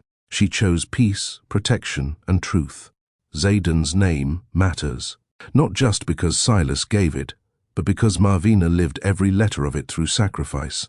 If this chapter touched something in you, type "I choose peace over pain" in the comments. Hit that like button, share this with someone who's doing their best, and subscribe to Mr. Charles' Stories for more powerful journeys like this one. Marvina didn't look back, but she felt his stare like a weight on her shoulders.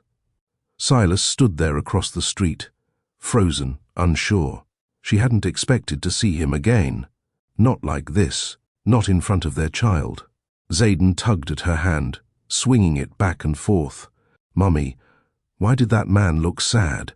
She bent down and zipped up his jacket. Sometimes people look sad when they remember things they should have never forgotten. She didn't cry. Not anymore. She had cried enough. Later that night, she sat on the edge of the bed while Zayden snored softly beside her, one hand flung over his toy dinosaur. His eyes, those same hazel eyes, glowed in the dim light. Marvina touched his cheek, then pulled out her journal. She had started writing letters to herself the day Silas left, trying to make sense of emotions she never had space to speak aloud. "Tonight," she wrote, "he saw his son, and he said nothing, just stood there. But I saw it, the guilt, the regret, maybe even the truth he tried to run from."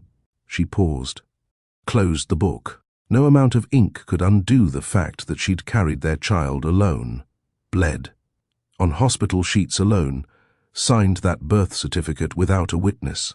The next morning she found Colby standing in her kitchen, holding a half-empty milk carton and a sleepy smile. "You're all out of cereal again. I was supposed to grab groceries after the PTA meeting." "Got distracted," she mumbled, brushing past him toward the fridge. Colby leaned against the counter. "Want to talk about why you didn't sleep last night?" She stopped. "How'd you do this thing when something's on your mind? You hum off-key while washing dishes." Marvina chuckled. "I forgot you notice everything." Colby walked over and gently touched her elbow. "You saw him again, didn't you?" She nodded. He saw Zayden too. His jaw clenched, but his voice stayed calm. "Did he say anything?" "Just one word. Zayden." She swallowed. He said it like it hurt. Colby didn't speak for a moment. Then he said, "Whatever comes next, I'm still here." That evening, as Marvina picked up Zayden from school, his teacher handed her a folded sheet of construction paper. "He made this in art class. He said it was for someone special." She opened it in the car. Crayons smeared across the paper in a bold scrawl. "I love my daddy." Her heart stopped. Zayden had never met his father, never used that word in their house. He only knew Colby. "Sweetheart, who did you make this for?" she asked carefully. Zayden beamed. "For the man with the sad eyes." "I think he's my daddy." Her fingers gripped the wheel. Her voice stayed steady. "Why do you think that?" "Because his eyes look like mine, and he looked like he knew me." That night, she didn't sleep again. Silas sat in the back of a black SUV, parked half a block from Marvina's apartment. He had never been in this part of Harlem. Not like this.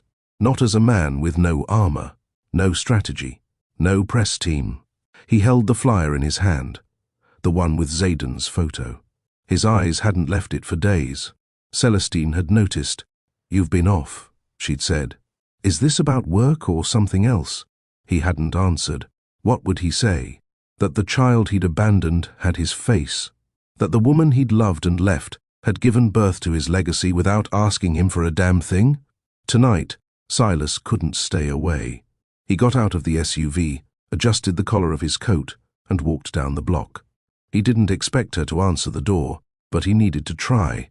Marvina opened the door without checking. The second she saw him, her whole body went rigid. She didn't say a word, just crossed her arms and stared. Silas swallowed. He looks like me. You noticed? He stepped forward. I want to talk. She blocked the doorway. Talk? About what? How you ghosted me during my pregnancy. How you married a woman with a press team while I was learning to stop hemorrhaging in a hospital bed. I didn't know how to handle it. Marvina laughed. Cold. Sharp. You're a billionaire, Silas. You handle multi-million-dollar acquisitions. But you couldn't handle a woman carrying your child. I was scared, he admitted. My family. Stop. Her voice cracked the night air. Don't mention your family. Your mother treated me like a disease. Your silence was your choice. Don't blame them. He nodded slowly. You're right. She looked over her shoulder. My son is sleeping. Don't wake him with this nonsense. He's my son too. You gave up that right the moment you let me walk into delivery alone. Silas stepped back. What do I have to do to make it right? Marvina stared at him, quiet for a long beat. Then she said, stay where you weren't brave enough before. Be there. Not for me, for him. Show up every time. No calls. No excuses. No press. She pointed. Start by walking away right now without arguing. Silas hesitated. Then he turned around and walked back into the dark. Inside, Marvina leaned against the door, her chest rising and falling. Colby emerged from the hallway. You okay? She nodded slowly. He came back. Colby's eyes didn't flinch. What did you tell him? To show up and stay. Colby walked closer. What about you? Do you want him to stay? I don't know. She looked up. But I know I don't want Zayden to think men disappear when life gets hard. The next morning, Zayden woke up early and padded into the kitchen in his dinosaur pajamas. Mummy, is Mr. Silas my daddy? Marvina froze, spoon halfway to her mouth. She had expected this question, but not so soon. Not like this. She set her oatmeal down and crouched beside him. Why do you ask, baby? He shrugged. He has eyes like mine. And when he looked at me yesterday, he looked like he wanted to cry. Marvina's throat tightened. She looked him in the eye. Yes. Silas is your biological father. Zayden blinked. What's biological? She smiled gently. It means you came from him, from both of us. But being a father isn't just about that. It's about who stays. Zayden looked thoughtful. Is Mr. Colby my daddy too? She cupped his face. Mr. Colby loves you. He's someone who's here and who cares about you. That matters. Can I have two daddies? She chuckled softly. You can have all the love you need. That's what matters. Later that day, Colby and Marvina sat at the community center while Zayden played in the next room. You were honest with him? Colby asked gently. Marvina nodded. He deserved that. Colby took a slow breath. Where does that leave us? Her eyes searched his.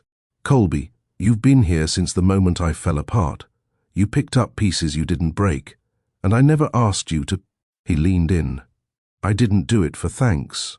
I did it because I care about both of you. She blinked hard. I know. He brushed her hand with his. Just say the word if it ever gets too heavy. I won't run, she whispered. But I need time. You've got it. Later that evening, as Marvina folded laundry, her phone buzzed. A message from an unknown number. I don't deserve a second chance, but I'd like to earn one. For him. There was no name. But she knew. She didn't respond. Instead, she walked into Zayden's room and kissed him on the forehead. I don't know how this will go, she whispered, but you'll always know love. That much I promise. 2 days passed. Marvina was deep into organizing a community event at the center. She was setting up folding chairs, a clipboard tucked under her arm, when her phone rang. Unknown number again. She almost ignored it. But something made her answer. Hello? A pause. Then Marvina. It's Silas. She didn't speak, just breathed. I know you don't owe me anything, but I wanted to say this voice to voice. Still, silence. I saw Zayden, the real him, the way he holds your hand, the way he looks at you when you smile. You've done an incredible job, And I've been a coward. Marvina closed her eyes. Why are you calling? Because I need to start showing up the right way. Not with money, not with gifts, just presence. Words are cheap, Silas. You said that before, then disappeared. I know. I want to prove it this time. You can start by not making promises you won't keep. I won't. I'll just start by showing up. She sighed. Then do that. Quietly, respectfully, consistently. Nothing more. Thank you, he said. She hung up. That evening, Colby came by with dinner. Zayden ran into his arms and began talking about his drawing from school. Marvina watched them from the kitchen. You okay? Colby asked later as they cleaned up. Silas called. He paused. And he wants to be present. I told him he could, if he earns it. Colby nodded slowly. That's fair. She studied him. You're not upset? He shook his head. No, you didn't choose what happened, but you're choosing what happens now. She exhaled, relieved. You're strong, he added, but you don't have to do this alone, no matter what happens. Marvina blinked back emotion. Thank you. For not making me feel like I'm in the middle of a tug of war. You're not. You're the anchor. The next morning, Silas showed up outside the community center. No suit, no press, no driver. Just him. He waited until Marvina exited with a group of parents before he stepped forward. Zayden forgot his sweater yesterday, he said, holding it out. She nodded. Thanks. I'll be at the park down the street for the next hour, if he wants to come. She didn't promise anything, just walked away. But she did tell Zayden, and Zayden asked to go. Marvina watched from a distance as Silas pushed him on the swing. The boy's laughter, so rare with strangers, floated in the air. She didn't smile, but she also didn't stop them. Zayden crashed into sleep early that night. His cheeks still carried the color from playing hard at the park, and a faint smear of blue paint lingered. Near his eyebrow, left over from the tree monster Silas helped him paint during craft time. Marvina watched him sleep for a moment, then stepped into the kitchen. Colby was sitting at the table, scrolling through something on his phone. He looked up. He had a good day. She nodded. Yeah. She didn't say much else, but her body was heavy. Her shoulders held a different kind of weight. Colby reached for her hand. Want to talk? She sat down across from him. He's trying. Colby waited. Silas. He's trying to be consistent. And Zayden's responding, that's a good thing, right? She didn't answer immediately. It is. But every time I see them together, I remember being shut out, alone, holding that baby with a fever and no one to call but Tanika, wondering how rent was going to get paid. Her voice caught. Now he gets to show up and play the hero. Colby leaned forward. He doesn't get to be the hero. Zayden already has one. You, the one who stayed, the one who fought. He's adding to the story, but you're still the story. She looked at him.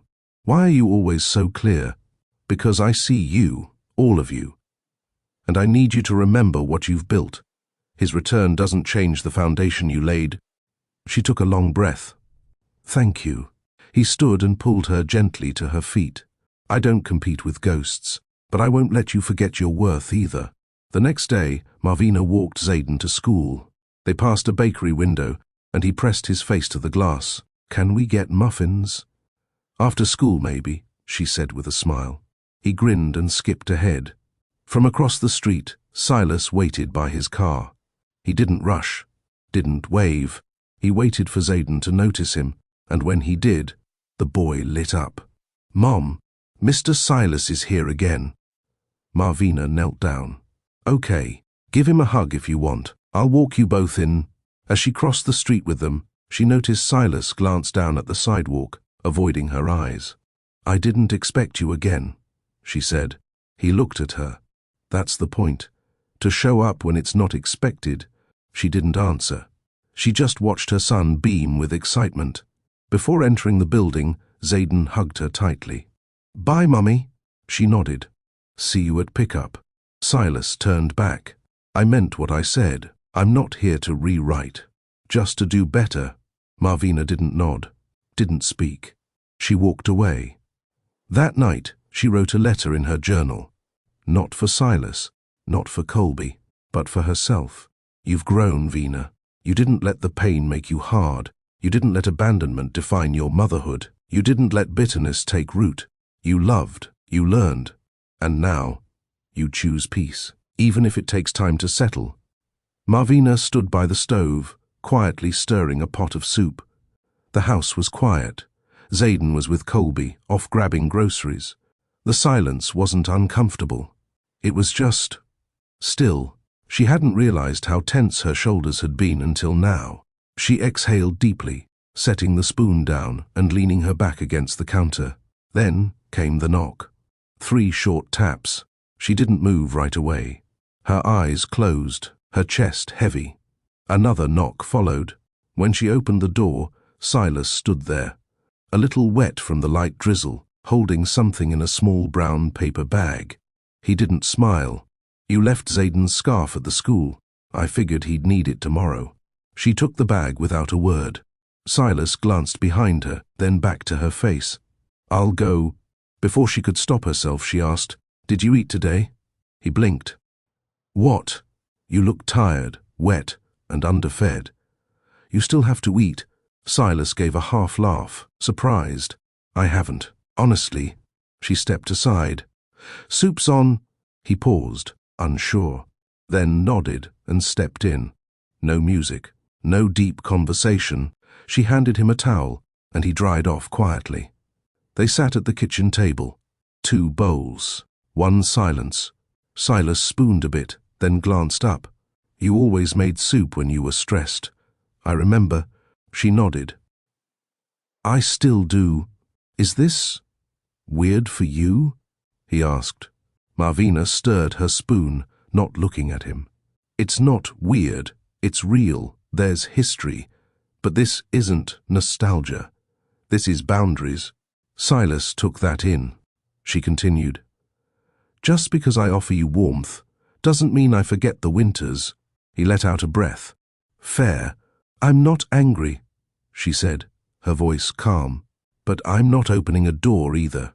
Silas nodded, then offered something she didn't expect. I don't expect a key. Just maybe a chance to sit on the porch sometimes. That made her pause. The metaphor wasn't cute. It was honest. A slow ask, not a big gesture. Zayden's laughter echoed faintly from the hallway as the door opened. Mom, we got the blueberry yogurt. Colby followed behind, holding grocery bags in both hands. His expression shifted when he saw Silas at the table. Silas stood quickly. I was just leaving. Colby didn't respond. He walked straight to the counter, began unpacking silently. Zayden slid beside Silas. You came again? Just for a moment, Silas said, tousling the boy's hair. Colby raised his eyes. Zayden, why don't you grab your coloring book? I'll help you with your new markers. Zayden ran off. Marvina met Colby's gaze. I let him in. He brought the scarf. Colby nodded slowly. Your home. Your rules. He didn't say more. She walked Silas to the door. Thank you for the soup, Silas said quietly. You're welcome. When the door shut, Marvina turned and saw Colby still standing by the table. His voice was low. Did you need him here tonight? She shook her head. No. I needed to remember I didn't break. He closed the space between them. You didn't. You bent, but you didn't break. She placed a hand on his chest. Thank you for giving me room. You don't make it a competition. Colby smiled gently. Because I already know the prize. They didn't kiss. Just stayed there, forehead to forehead, breathing the same air. Later that night, she wrote again. Dear self, some men come with flowers, some come with apologies, but the ones who stay through the quiet nights, through the rebuilding, they come with presents. And that's what matters now. The next morning, Marvina woke to the sound of tiny feet scurrying across the hallway and the unmistakable crinkle of cereal bags. Zayden? She called, half amused, half alarmed. A little head popped into the doorway. I was going to make breakfast for you and Mr. Colby, but the milk was too full. She smiled, slipping out of bed. That's sweet, baby. Let's make it together. He nodded with pride and ran back to the kitchen. Colby was already there, wearing his sleep shirt and pouring coffee. He was trying to make a whole feast. Dry cereal, 4 slices of bread, and 1 strawberry. Marvina laughed softly and tied her robe. A real banquet. The 3 of them sat down with bowls and toast, the morning sun cutting gently through the curtains. Zayden swung his legs. "Can we get muffins after school?" Marvina nodded. "You've been doing good. Muffins it is." Colby leaned over. "And we'll get the big kind. Bakery style." Zayden's eyes lit up. "Yes." The doorbell rang mid-laugh. Marvina froze. Colby looked toward the front. "You expecting anyone?" "No." She wiped her hands and walked to the door, heart unsure. When she opened it, there stood Silas, again. But this time, he held something different, a small photo. It was a picture of Zayden, one she had never seen. It looked like a school portrait from a year ago, before she re-enrolled him in a different district. "I went by the old center to drop off some donation items," he said. "One of the teachers found this. Thought you should have it." Marvina took it carefully. Zayden's smile in the picture was gap-toothed and joyful. Her throat tightened. "Thank you," she whispered. Silas nodded. "I didn't mean to interrupt your morning. I'll go." "Wait," she said. "Do you want to come with us later? After school? We're getting muffins." His eyes widened slightly. "You sure?" "I'm not promising more than a muffin," she said. "But Zayden will enjoy it." Silas gave a grateful nod. "Then I'll be there." After he left, Colby leaned on the kitchen frame. "That was generous of you." She turned, surprised by his tone. "Too generous?" He shook his head. "No, it was generous with boundaries. You invited him to one moment, not back into your life." She folded the photo gently. "I need Zayden to see kindness, but I won't confuse it with permission."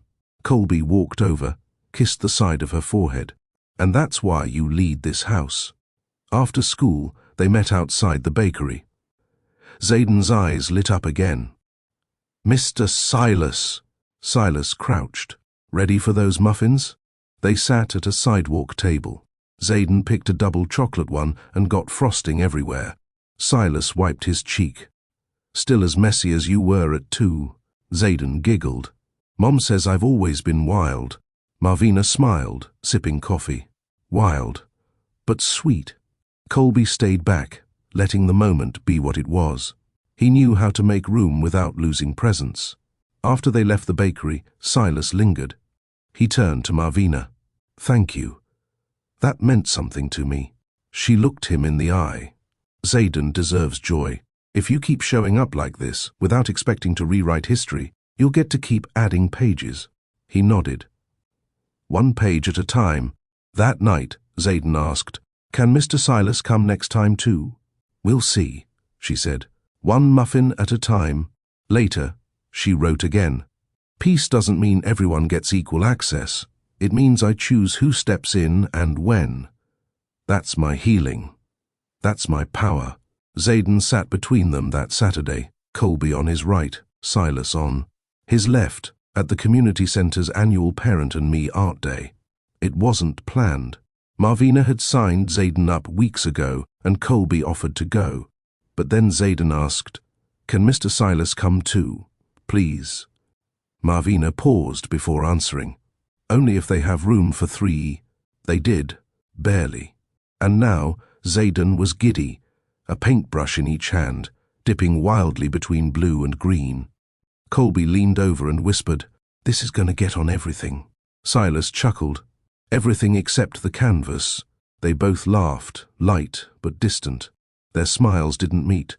Marvina stood across the room, helping stack extra supplies.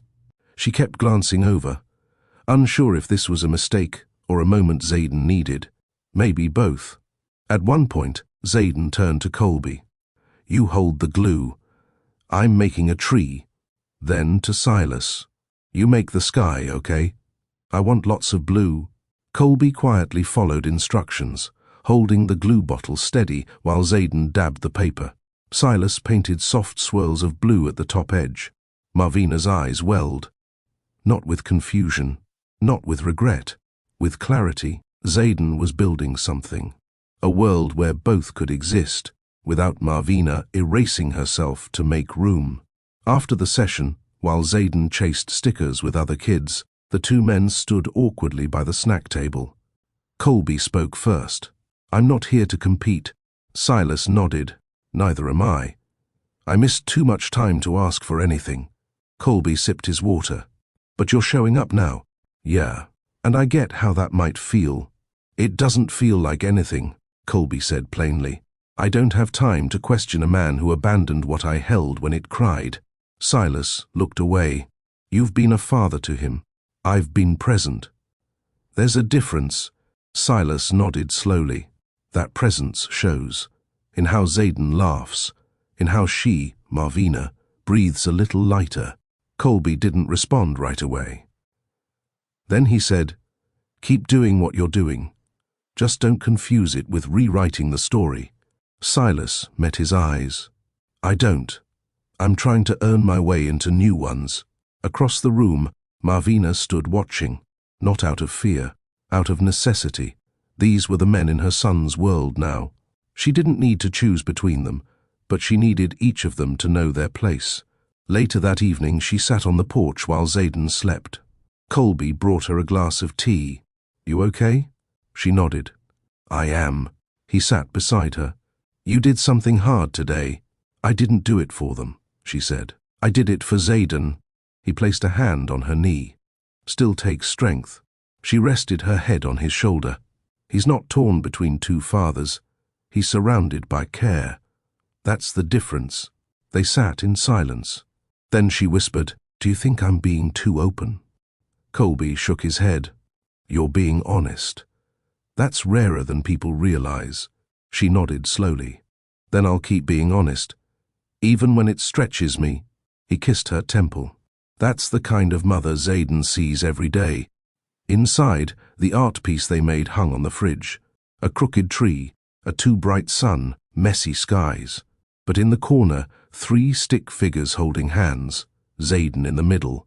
And above it, in his handwriting, "My people."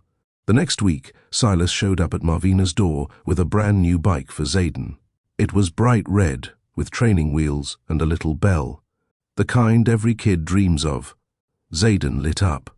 "Is that for me?" Silas grinned. "It sure is, buddy." Marvina stepped out slowly. Her face was calm, but her eyes were clear. "Xaden," she said gently, "why don't you roll it around back for a test ride?" The boy didn't hesitate. He wheeled it toward the yard, yelling, "Thanks, Mr. Silas." Marvina folded her arms. "You didn't need to do that." Silas looked caught off guard. "It's just a bike." "No, it's a guilt gift." His jaw tensed. "That's not how I meant it, but that's what it is," she said firmly. "You missed birthdays, bedtimes, pediatrician visits. You missed the long nights, Silas." He looked down. "I'm trying to make up for that." "You can't. And he doesn't need stuff. He needs stability, time, real presence." Silas sighed. "I thought—" She cut in. "You thought buying things would earn something back. But my son doesn't need to be bought. He needs to be built with." Silas nodded slowly. "I'm sorry." "Don't say it to me," she replied. "Show it to him. With your actions, not your wallet." He looked her in the eye. "Okay." Later that night, she sat beside Colby on the couch. Her words replayed in her head. Colby noticed her silence. "Want to talk?" She hesitated. "I felt cruel." "You weren't," he said. "You were clear. There's a difference. I know Silas means well, but every time he tries too hard, I see the little girl version of me who kept hoping someone would choose her without needing to beg." Colby turned to face her. "That little girl built a woman who doesn't beg anymore. She sets boundaries. She raises a son who knows his worth." Tears pricked her eyes. "It's just hard sometimes to correct a man without making him feel small, but also protect your child without compromising." He took her hand. "You're doing both, and you're doing them well." She leaned into him. Zayden asked if you could teach him to ride the bike. Colby smiled. I'd love to. Silas might want to be part of it too. Then we take turns, or do it together. The point is, Zayden wins. The next morning, Colby and Silas stood side by side, steadying the bike, as Zayden tried pedaling for the first time without help. He wobbled, fell once, got back up. Marvina stood a few feet away, camera in hand, quietly documenting it all. At one point, Zayden called out, "Mr. Colby, let go!" Colby chuckled and eased his hand away. Zayden rode 10 feet. Then he turned. "Mr. Silas, come catch me if I fall." Silas jogged forward, arms open, ready. And Marvina? She lowered the camera, took a breath. This wasn't the life she planned. But maybe, just maybe, it was becoming the one Zayden deserved. No more guilt gifts, only the gifts that mattered: time, presence, and truth. The first week of October brought cooler air, shorter days, and the anticipation of Zayden's birthday. He was turning 6, and this time he wanted a big boy party. "Can I have both of you there?" he asked one evening, looking between Marvina and Silas as they sat at the dinner table. Marvina paused. Silas cleared his throat. "If your mom says it's okay, I'd be honored." Zayden turned his hopeful eyes to her. "Please, Mommy." She smiled softly. "Okay, we'll plan it together." After Zayden went to bed, Silas stayed behind. He helped clear the dishes in silence, then finally spoke. "I know it's a lot, Vina. Me showing up all of a sudden. Trying to be a dad now." Marvina rinsed a plate. "You're not the only one trying to get it right." He nodded. "Still, I want to make sure I don't overstep."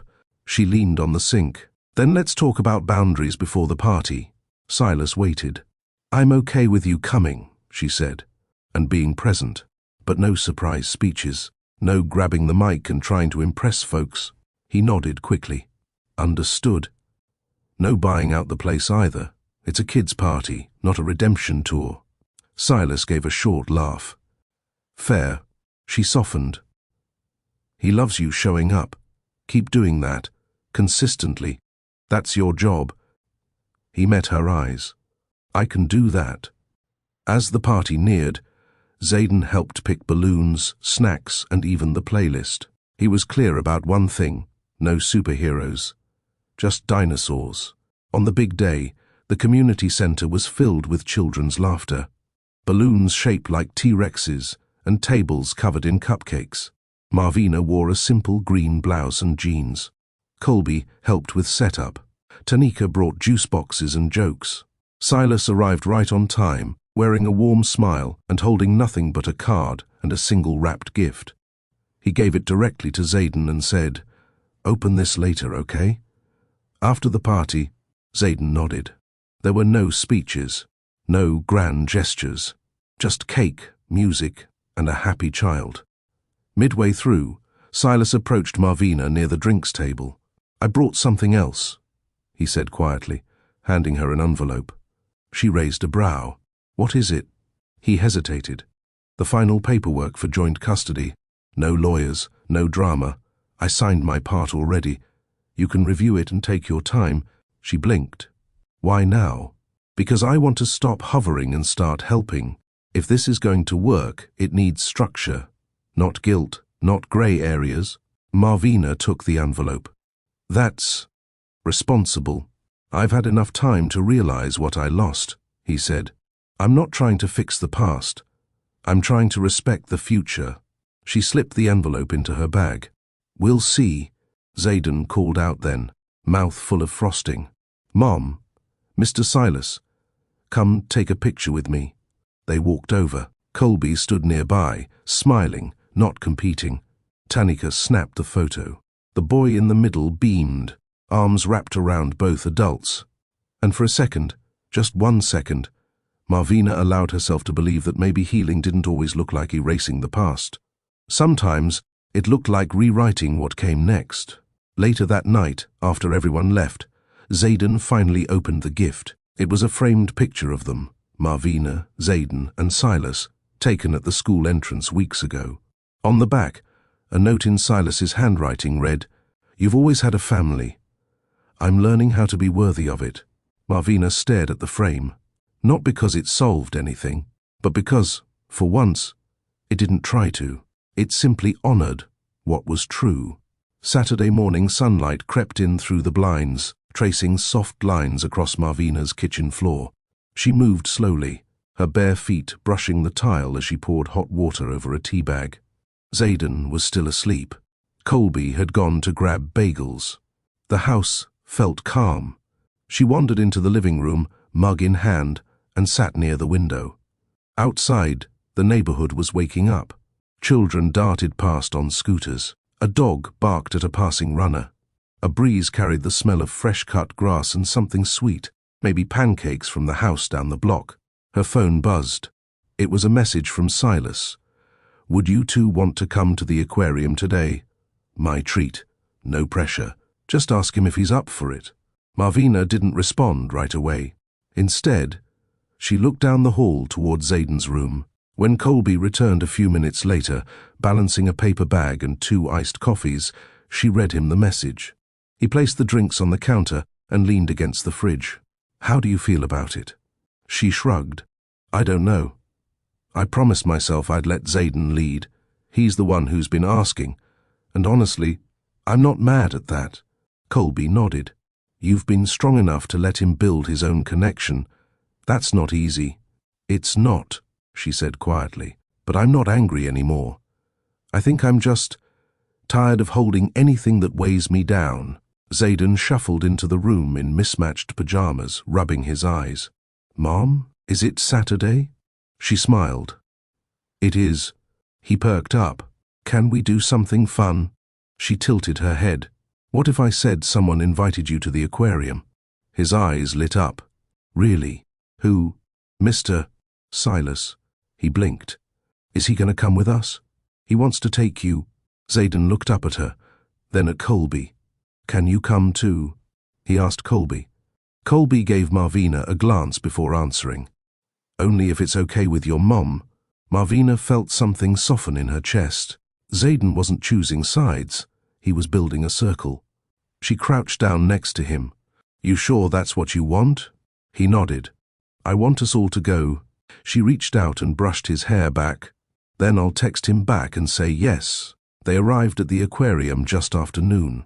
Silas was already waiting outside with tickets in hand and a hopeful look on his face.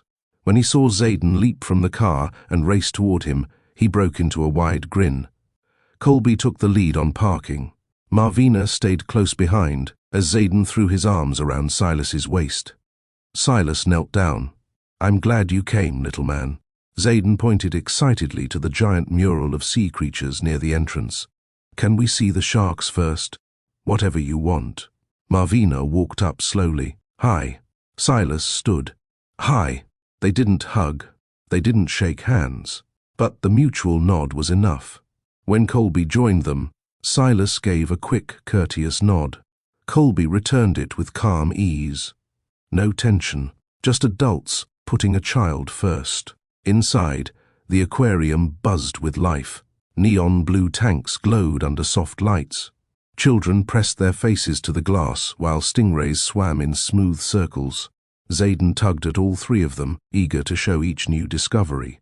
For the first time in a long time, Marvina didn't feel like she was navigating landmines. She was just watching her son smile, and maybe, just maybe, that was enough for today. The shark tunnel was Zayden's favorite. He walked through it 3 times, arms outstretched, spinning slowly. Under the blue glow, eyes wide every time a fin sliced past overhead. Silas kept close, answering Zayden's every question with patience and wonder. What do they eat? How fast can they swim? Would they eat me? Silas laughed. Only if you were a seal. Marvina stood a few feet back with Colby, watching it all unfold. He's relaxed, Colby said. He is, Marvina replied. She folded her arms, but not defensively, more like she was trying to hold something warm inside. You okay? Colby asked. I think so. It's weird, though. I spent years bracing for Silas to disappear again, but today, he's showing up. And I don't know what to do with that. You don't have to do anything, Colby said. Zayden's joy doesn't erase your pain, and Silas's effort doesn't demand your forgiveness. They can both exist. She turned toward him. How are you so emotionally literate? He grinned. Therapy. And 3 sisters who don't let me get away with surface talk. They chuckled. Silas waved from up ahead. He wants to pet the stingrays again. They caught up. Zayden dipped his hand in the shallow tank, laughing when the slippery creature slid under his palm. They feel like wet balloons. Marvina stood beside him. You remember the first time we came here? You were scared of this tank. I'm not scared now, he said proudly, because now I know it doesn't hurt. His words landed deeper than she expected. She blinked. Maybe that's what healing looked like, facing what once scared you and realizing it didn't have the same power anymore. Later, they stopped for lunch at the aquarium cafe. Zayden sat between Silas and Colby, happily munching on fries and recapping every exhibit they'd seen. Then, mid-chew, he paused and looked up. Mom? Yeah, baby. Why didn't Mr. Silas come when I was a baby? The question came out of nowhere. Sharp, unfiltered, but not unkind. Silas froze. Colby instinctively reached for Marvina's hand under the table. She met her son's eyes. That's a good question. She turned to Silas. Do you want to answer it? He cleared his throat. I didn't know how to be a dad back then. I was scared. And I made a bad decision. One I'll always regret. Zayden nodded slowly. Okay. Then he looked at Marvina. Did you cry a lot? She swallowed hard. Yes, I did. But I also laughed a lot. Especially when you started walking like a little robot. He smiled. That was funny. And even though I was sad sometimes, she added, I was never alone. You were with me. Zayden leaned against her. You're the best mom. Colby chimed in. Facts. Even Silas smiled. That's real. They finished their meal with ice cream cups, and Zayden got chocolate on his chin. As they left the cafe, Silas hung back with Marvina, while Colby walked ahead with Zayden. I didn't expect that question, Silas said. He's getting older. Curious, she replied. Thanks for not shielding him. I don't believe in hiding truth, but I also won't hand him the weight I carried. Silas nodded. You've done a beautiful job with him. She met his gaze. I didn't do it for you. I know. That's what makes it more powerful. She didn't reply. But as they walked forward, a gentle breeze lifted her curls, and the heaviness in her chest felt lighter than it had in years. The ride home was quiet. Zayden fell asleep in the back seat, his head tilted to the side, dried ice cream still smudged on the edge of his mouth. Colby drove with one hand on the wheel, the other gently brushing Marvina's knee. Silas followed them in his own car. No request to linger, no pushing for more time. At the front door, Colby carried Zayden inside, while Marvina unlocked it. She tucked a blanket around her son on the couch and kissed his forehead. Then she walked back to the door, Colby behind her. Silas stood on the porch, hands in his jacket pockets. Thanks for letting me come, she nodded. Zayden had a good time. He looked down. So did I. They stood in that awkward space where there was nothing left to explain, but too much history to ignore. I'm not trying to force anything, he said. I know. I'd like to keep coming around, then keep showing up. Not for me. For him. He nodded. You don't owe me grace, Marvina.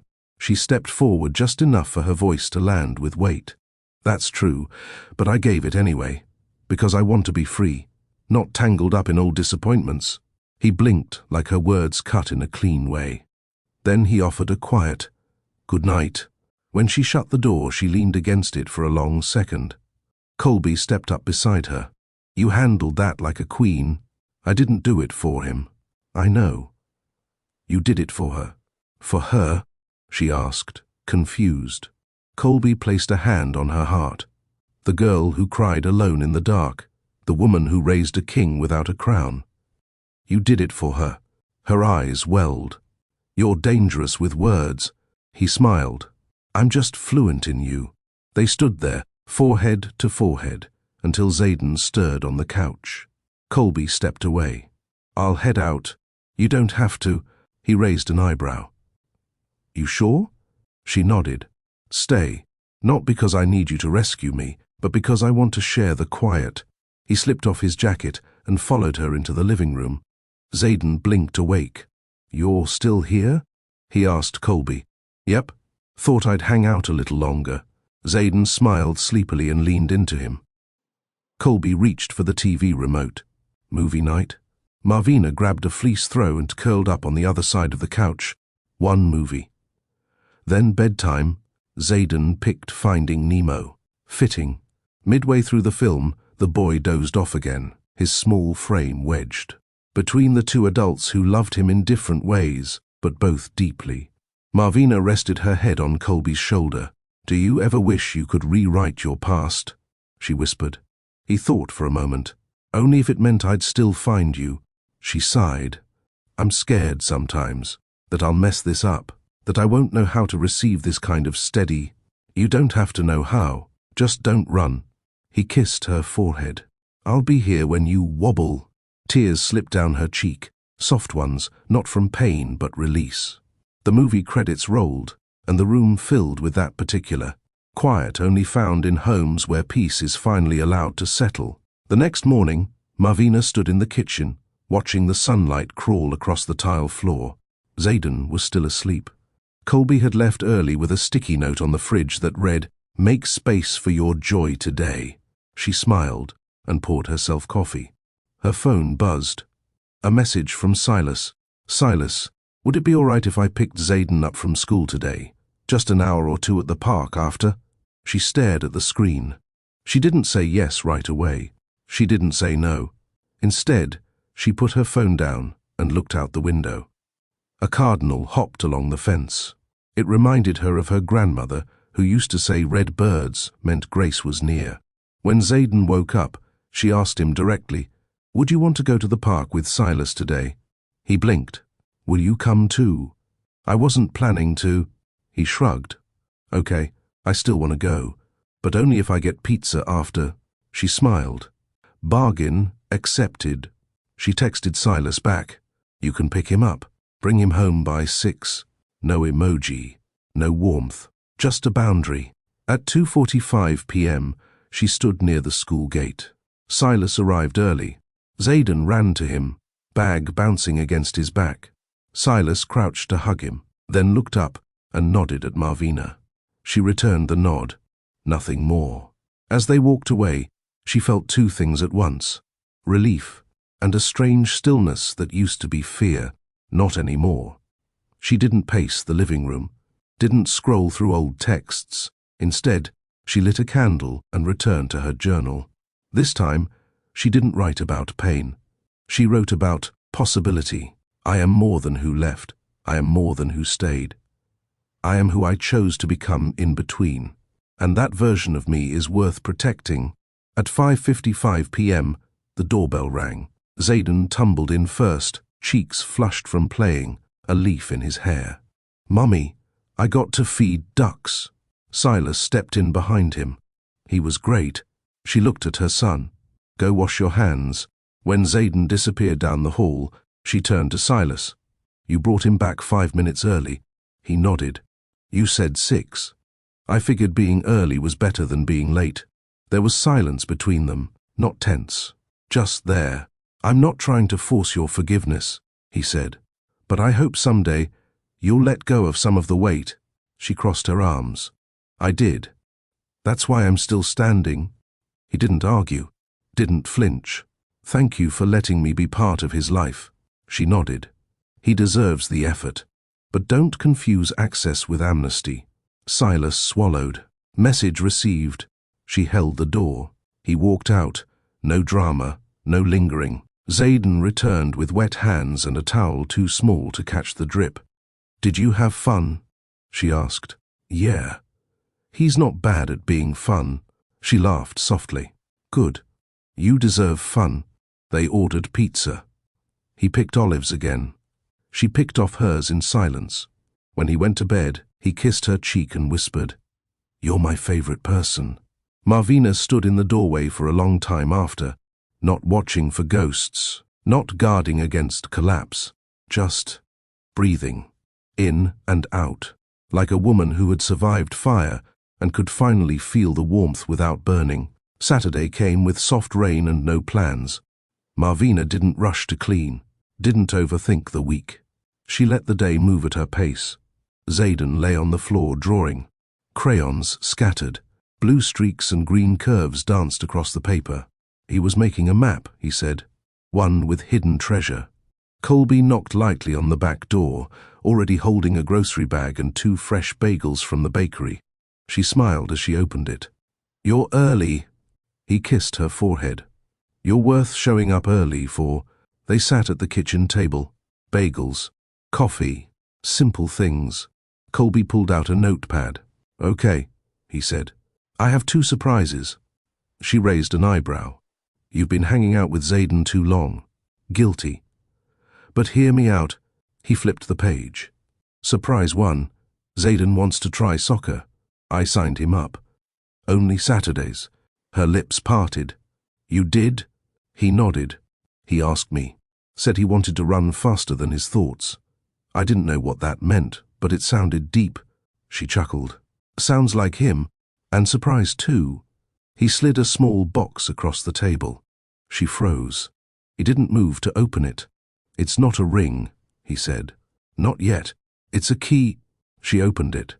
A small brass key sat in velvet. "To my place," he said. "You don't have to use it. But I wanted you to have it. Not to move in, not to replace anything, just access, freedom." She looked up. "That's a big gesture." "I know." He waited. She held the key, rolled it between her fingers. "I'm not ready to build a life that looks like everyone else's," she said. "I'm not asking you to," he replied. "I want what works for us. Whatever shape that takes." Zayden popped up from the floor. "Can we build a real treasure map and hide it in your apartment, Mr. Colby?" Colby grinned. "I think that's possible." Later that day, Marvina watched her son and Colby press a map against the fridge and argue over where the lava bridge should go. She leaned on the wall, arms folded, face soft. This was her rhythm now. She didn't erase the past. She didn't pretend there hadn't been pain. But she refused to let fear write her future. That night, she wrote again in her journal, "You have room to love without losing yourself. You can trust slowly. You can define peace on your own terms. No one gets to rush your healing. No one gets to shrink your joy. You are not behind. You are whole in the making." The last line she wrote twice. Then she closed the book and turned out the light. Zayden snored from the next room. Colby's hoodie still hung by the door. And Marvina, strong, soft, steady, stood alone in her peace. Not because she had it all figured out, but because she had stopped fighting herself. Marvina stood in front of the bathroom mirror, steam clinging to the glass. Her towel hung low on her back, and her face was bare. No foundation, no gloss, just her. She stared at her reflection for a long minute. Not to check for flaws or apply products. She just needed to see herself. The woman who had carried a child alone, cried alone, fought alone, and still showed up. Every single day. Zayden's giggles echoed from the living room. Colby was reading him one of those silly pirate adventure books. She smiled, but the knock on the door broke the peace. She tied her robe tighter as she walked to the front window. She saw the back of a figure, tall, shoulders tense. Silas. She didn't open the door immediately. She watched him instead, how he shifted on his feet, how his hand rested awkwardly in his pocket. He wasn't confident, not anymore. She opened the door halfway. "Zayden's getting ready for bed." Silas gave a quick nod. "I won't stay long, I wanted to say something, to you, not as his father, just as a man." She didn't speak, didn't invite him in either. "I've been going to therapy," he began. "And I'm not saying that for credit. I'm saying it because I didn't know how much damage I'd buried. I was selfish. I blamed you for things that had nothing to do with you. I ran because I didn't know how to stay." Marvina folded her arms. "You still don't?" Silas lowered his gaze. "Maybe, but I'm trying to learn. I want to say thank you. For loving him the way you did when I didn't know how, for never using him against me, for raising a boy who still has joy in his eyes. She blinked once. Slowly. You don't get applause for that, Silas. I know. Silence stretched. You can be in his life, she said. But I'm not reopening anything between us. Not friendship, not history. We're not repairing what's been buried. We're just raising a child. That's it. He nodded, eyes glassy. Understood. And don't come unannounced again. Respect my peace. He nodded again. I will. She closed the door gently, not with anger, but with finality. Inside, Zayden called out, Mom, come read the next part with us. She smiled and walked into the living room, where Colby and Zayden were sprawled out on the rug. Who was at the door? Colby asked gently. No one that matters, she replied. Colby didn't ask further. He handed her the book, and Zayden snuggled between them. As she read aloud, Marvina felt something strange and light settle in her chest. Closure, not the kind that ties everything up in a bow, but the kind that lets you breathe without bracing for the past. No more shadows. Colby stood at the kitchen sink, rinsing off Zayden's cereal bowl. The early morning light filtered in, soft and warm, landing on his shoulders. Marvina leaned against the doorway, watching him with quiet gratitude. He looked over his shoulder and smiled. You're up earlier than usual. I didn't sleep much, she said honestly. Colby wiped his hands on a towel and turned to her. Want to talk? She nodded, and he poured her a cup of coffee without needing to ask how she liked it. They sat at the table. I saw Silas last night, she said. Colby sipped his coffee but didn't flinch. I figured. He said he's in therapy, that he wants to do better. Colby met her eyes. And how did it make you feel? She paused. Lighter than I expected. But not because I believe him. It's just, I got to say what I needed to say, on my terms, with no feelings left behind. Colby nodded slowly. That's power. Marvina tilted her head. You're not jealous? No, he said simply. Because I know who you are when you're with me. You don't flinch. You don't hold back. That version of you, I'll protect it. Her eyes glistened. I've never felt protected like this. That's not love, he said. That's what love does. They sat in silence for a beat. Not heavy. Just full. Zayden burst in with his backpack. I'm ready. Marvina stood and zipped his jacket. Let's go then. At the school gate, Silas stood again. He didn't wave. He waited, letting Zayden run to him first. Colby stayed a step back, quiet but present. Silas bent down, ruffling Zayden's hair. You ready for that spelling test? Zayden nodded. I studied with Mom and Mr. Colby. Silas gave a genuine smile. Good team. Colby extended a hand. Morning. Silas hesitated but shook it. Morning, Marvina observed. Two men. No tension. No fight. Just a shared goal, Zayden. After the drop-off, Colby said, that was decent of him. He's trying, Marvina said. But I'm not waiting for him to become something he's not. I'm too far along. Colby reached for her hand. And I'll walk the rest with you. They stopped by the bakery. The owner, an older Latina woman named Rosa, greeted them. Ah, muffins today. Zayden's favorite, Marvina said, smiling. Rosa nodded. He's a sweet boy. Like his mama. Colby slipped a $5 bill onto the counter before Marvina could stop him. On me, later that afternoon, while Zayden napped, Marvina sat in her room with her journal. She scribbled, You don't have to be triggered by reminders of the past when you've made peace with your future. Her phone buzzed. A text from Silas. Thank you for your honesty. I won't overstep. I just want to do right by him. She didn't respond. She didn't need to. Some things didn't require energy anymore. The weekend came with rain. Soft, steady, quiet. Marvina lit a candle in the living room, the scent of cedarwood and amber warming the space. Zayden sat cross-legged on the rug, coloring in a dinosaur book. Colby was on the couch, sketching something in his own pad, something Zayden had asked him to draw last week. Marvina watched them both for a moment, her heart full in ways she didn't know how to explain. Zayden looked up. "Mr. Colby, what's your favorite color?" Colby smiled. "Orange. Like fire, but happier." Zayden nodded. "Mine too." Marvina leaned over. "Since when?" "Since you started putting orange slices in my lunch," he said without looking up. Colby laughed. "That counts." There was no tension, no fear, no eggshells, just warmth. A knock at the door broke the rhythm. Marvina stood slowly. Colby watched her back straighten as she walked.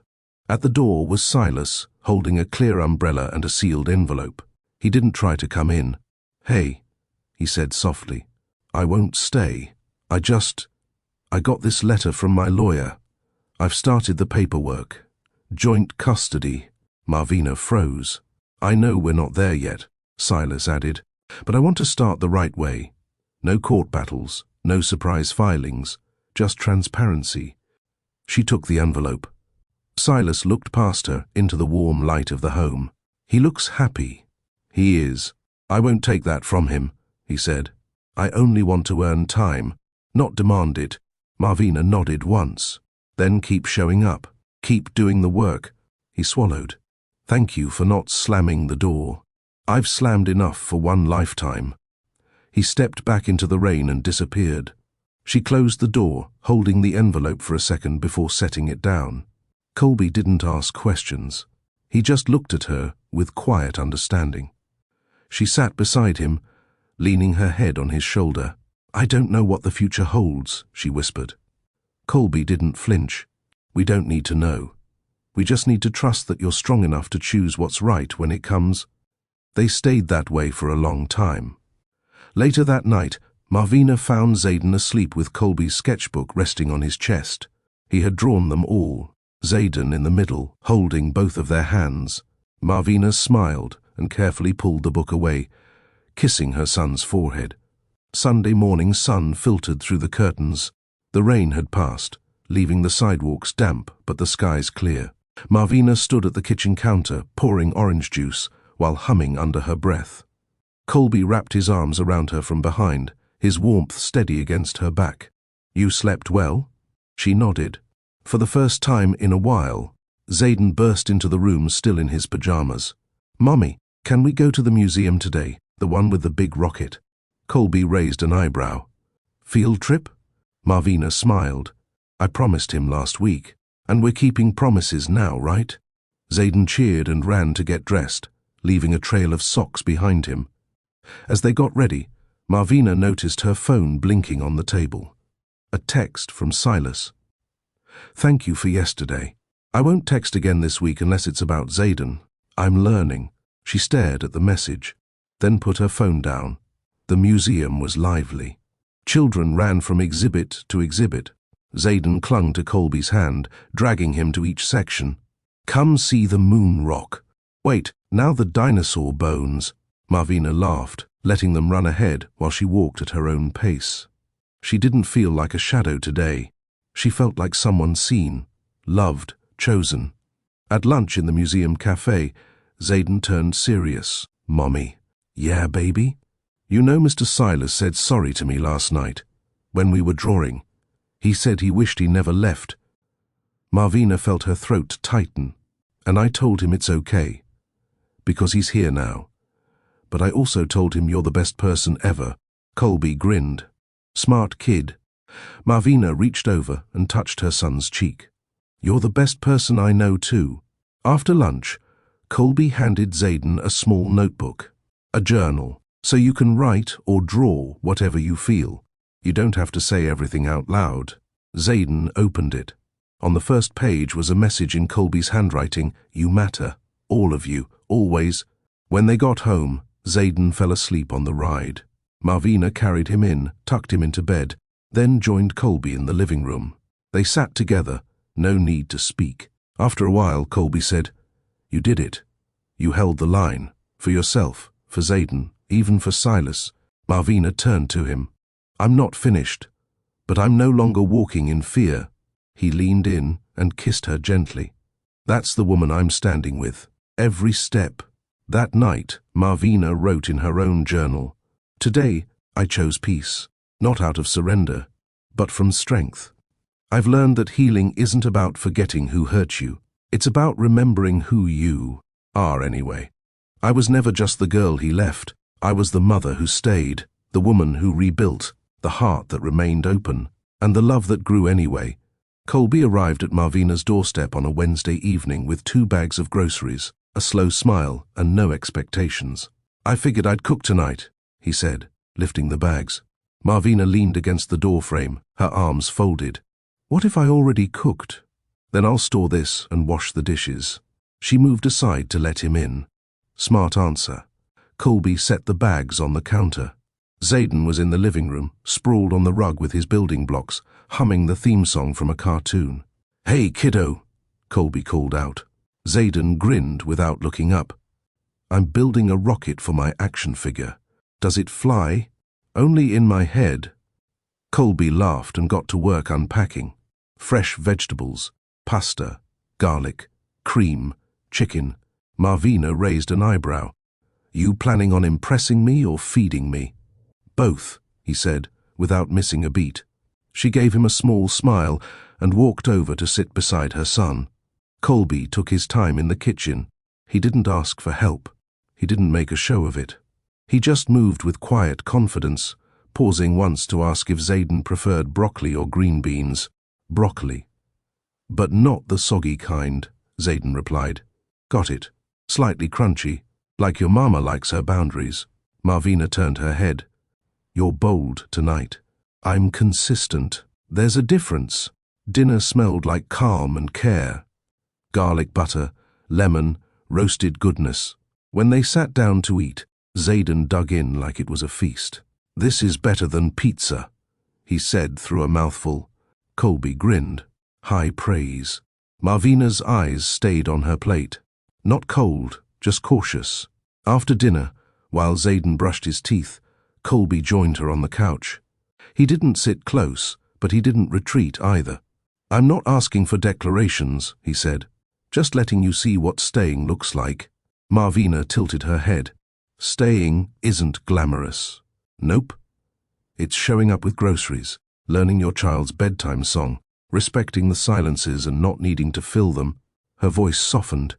"You make it sound simple. It's not, but it's worth it." They sat in silence for a while, the kind that wasn't heavy, just full. When Zayden came out in his pajamas, he ran straight to Colby with a book. "Can you read tonight?"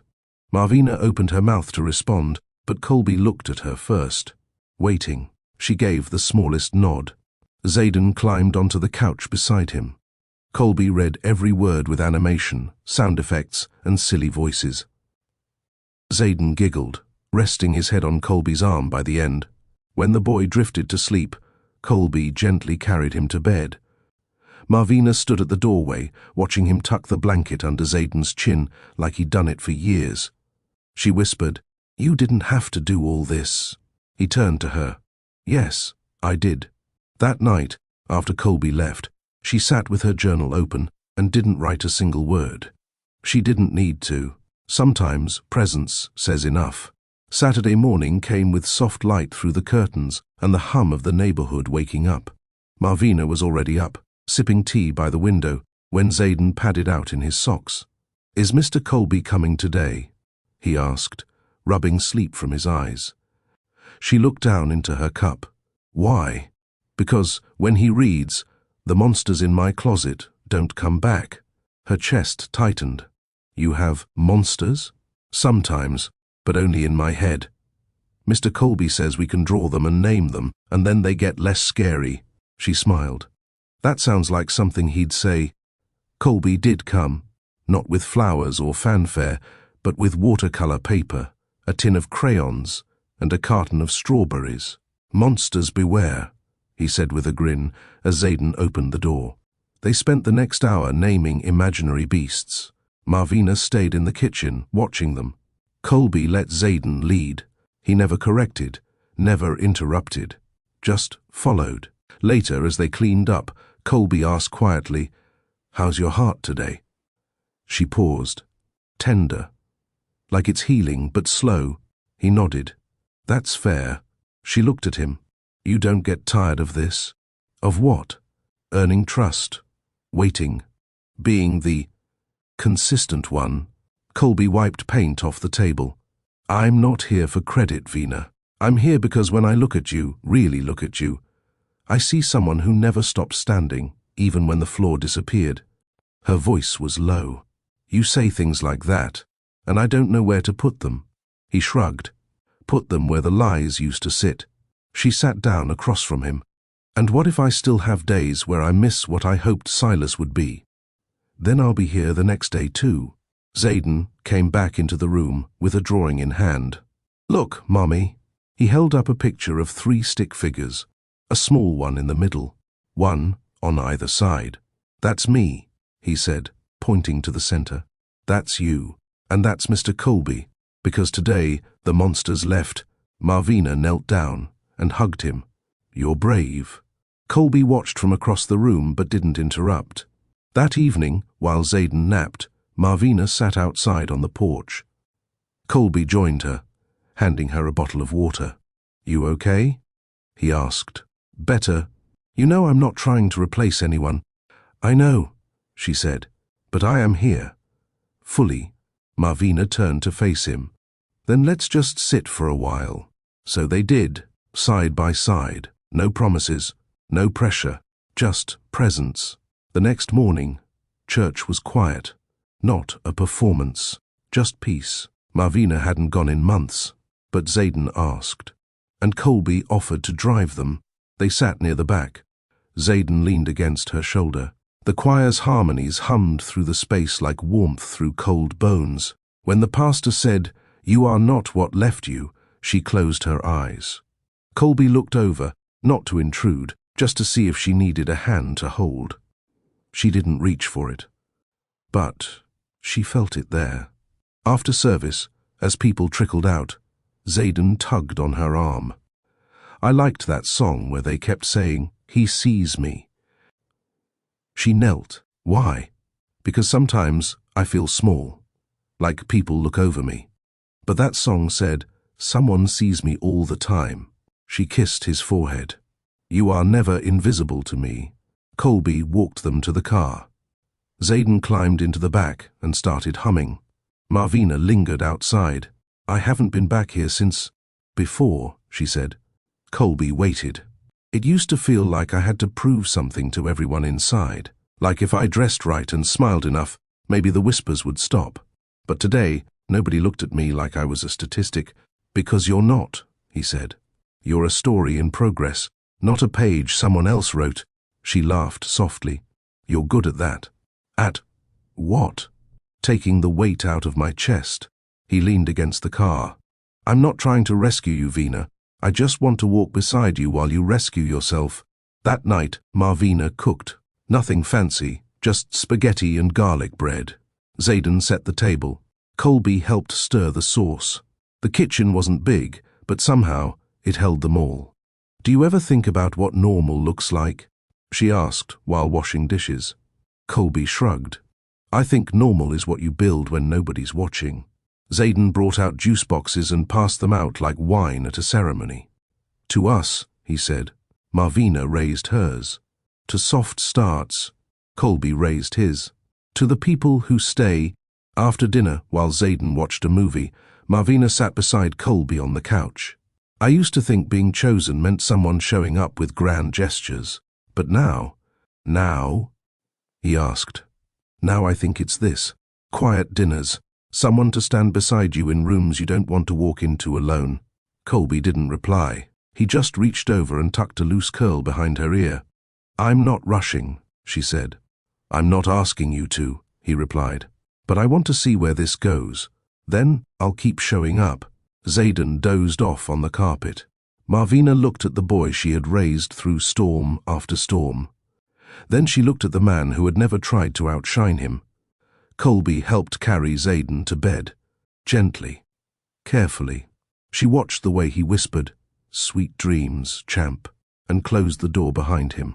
Marvina stood in the hallway. You don't flinch, she said.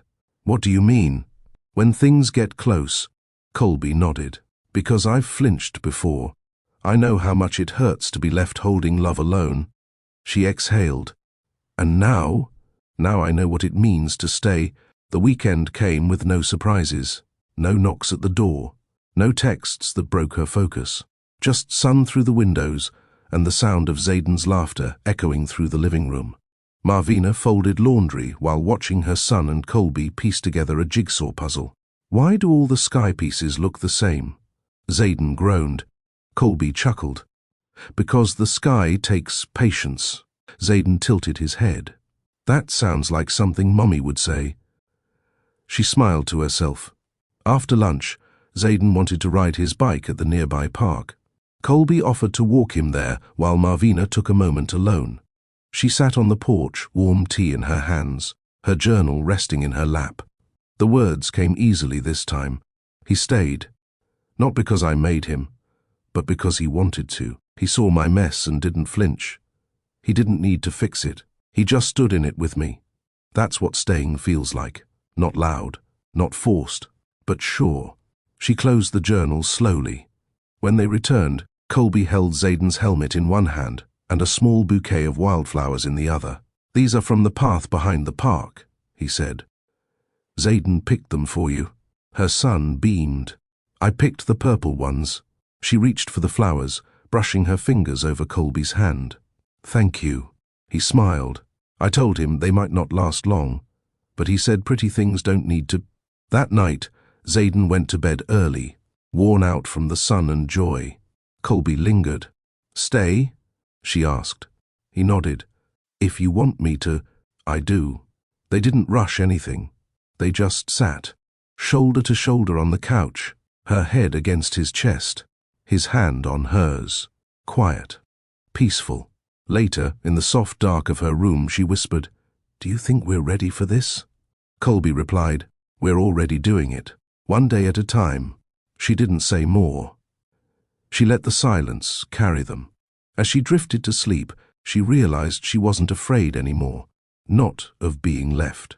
Not of being seen. Not of starting over. Because this time, she wasn't starting from broken. She was building from whole. And that made all the difference. If you've ever been the one who stayed, the one who held it all together, when someone else walked away, this part of the story is for you. Marvina didn't just survive. She chose peace.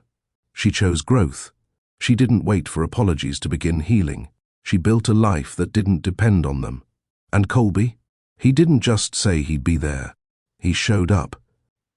Quietly, consistently, like real love does. If you felt seen, type, "This is what staying looks like" in the comments. Don't forget to like, share, and subscribe to Mr. Charles Stories for more emotional, powerful storytelling that reflects your strength, your journey, and your worth. When the past knocks, let the present answer. Saturday morning, sunlight filtered through the windows. Marvina poured batter into a pan while Zayden sat on the counter beside her, legs swinging. Can I flip it this time? He asked, reaching for the spatula. Almost. Let the edges bubble first, she said, smiling. The knock at the door broke the moment. She froze. Saturdays were for them. Colby usually arrived around noon with groceries and corny jokes. This knock was too early. Zayden scrambled down and ran toward the door. Wait, baby. But it was too late. He flung it open. Silas stood there, holding a small cardboard box. Hi, Zay. Zayden beamed. You came. Marvina stepped in. Silas, this is our morning. You should have called. He nodded. I know. I had something I wanted to give him. She didn't move. You can't keep showing up without boundaries. Zayden looked between them. Can he come in? She crouched down to his level. Baby, today is for us. Mr. Silas can visit another time, when we all agree. Silas's face tightened, but he said nothing. He held out the box. I brought the painting from last week. He finished it at the center. Marvina took it with a nod. Thank you. Zayden hugged him. Bye. Silas ruffled his hair. Bye, champ. Then he looked at Marvina. I'm not here to push. I see what I missed, and I want to be different. She didn't soften. Then start by honoring boundaries. That's part of being different. He gave a quiet nod and walked away. Later that day, Colby came by with a basket of oranges and a new book for Zayden. "You okay?" he asked, noticing her distracted eyes. "Silas came by this morning, unannounced." Colby didn't tense. He peeled an orange slowly. What did he want? To drop off Zayden's painting. Said he's trying. Colby nodded. Trying is good, but effort without respect is noise. She looked at him, grateful. "Thank you for not making this about competition." He smiled. "I'm not competing. I'm contributing, and I trust you to protect what matters." That night, Zayden climbed into Marvina's lap. "Why did Daddy leave when I was a baby?" The question settled heavy between them. She took a breath. "Sometimes grown-ups don't know how to stay. But you were never the reason he left." He leaned into her. "But he's here now. Does that mean he's sorry?" She wrapped her arms around him. "He's trying to say sorry with his actions, and we'll see what those actions grow into. But I want you to know, you're loved. You've always been loved." He nodded against her chest. Colby walked in quietly and joined them on the couch, resting a hand on Zayden's back. Together, they sat in silence, past, present, and future held in one moment. Sunday came with a rare quiet. No calls, no visitors, just the three of them sitting around a late breakfast, the kind with syrupy plates and cartoons playing in the background. Zayden sat between Marvina and Colby, coloring in a workbook while they drank coffee. His soft hums filled the air like music. Then the doorbell rang again. Colby looked over, waiting. Marvina stood. "It's probably Tanika." She said she'd drop off Zay's jacket. But when she opened the door, Silas stood there again. This time, empty-handed. "I know I said I'd give space. I need 10 minutes. She stepped outside and pulled the door almost closed behind her. "You were already told about boundaries. This is twice in 2 days." "I know. But I didn't come to see him this time. I came for you." She blinked. He continued. "I never apologized properly. For the nights you cried alone, for the bills you had to cover, for the doctor's visits you faced without help. I want to say it now, not to win favor, just to own what I broke." She folded her arms. "Apologies don't earn rights, Silas." He nodded. "I'm learning that. I also realized something yesterday. Zayden, he's whole because you fought for him. That wasn't me. That was you. You protected him from my absence." She stayed quiet. "I don't deserve to call myself his father, but I still want to be present if he'll have me, not as a replacement for what you've built, but maybe a support for it." Marvina studied him. For the first time, his voice wasn't trying to convince. It was simply laying truth down like bricks. "I'm not ready to co-parent. We're still repairing trust. You're a visitor, not a partner in this process yet." He nodded slowly. "Understood, but I will say this. If your presence starts to confuse him, hurt him, or makes him question the love and consistency he already has, I will cut access." He met her eyes. "That's fair," Marvina added. "You need to talk to Colby. He's not just a boyfriend. He's helping raise our son. And if this continues, you'll need to show mutual respect." Silas's jaw tensed, but he nodded. "All right. When you both feel ready." Back inside, Colby looked up as she entered. "How'd it go?" She sat beside him. He apologized. No excuses, no tears. Colby raised an eyebrow. "And I heard him. But hearing him doesn't mean letting him in." He reached over and squeezed her hand. "That's your call. I'm here no matter what." Later that evening, as Zayden drew with markers and paper, Marvina glanced at the sketchpad. A stick figure of 3 people, one taller, one medium, and one small. Above them, he'd scribbled, "My team." Colby leaned over and smiled.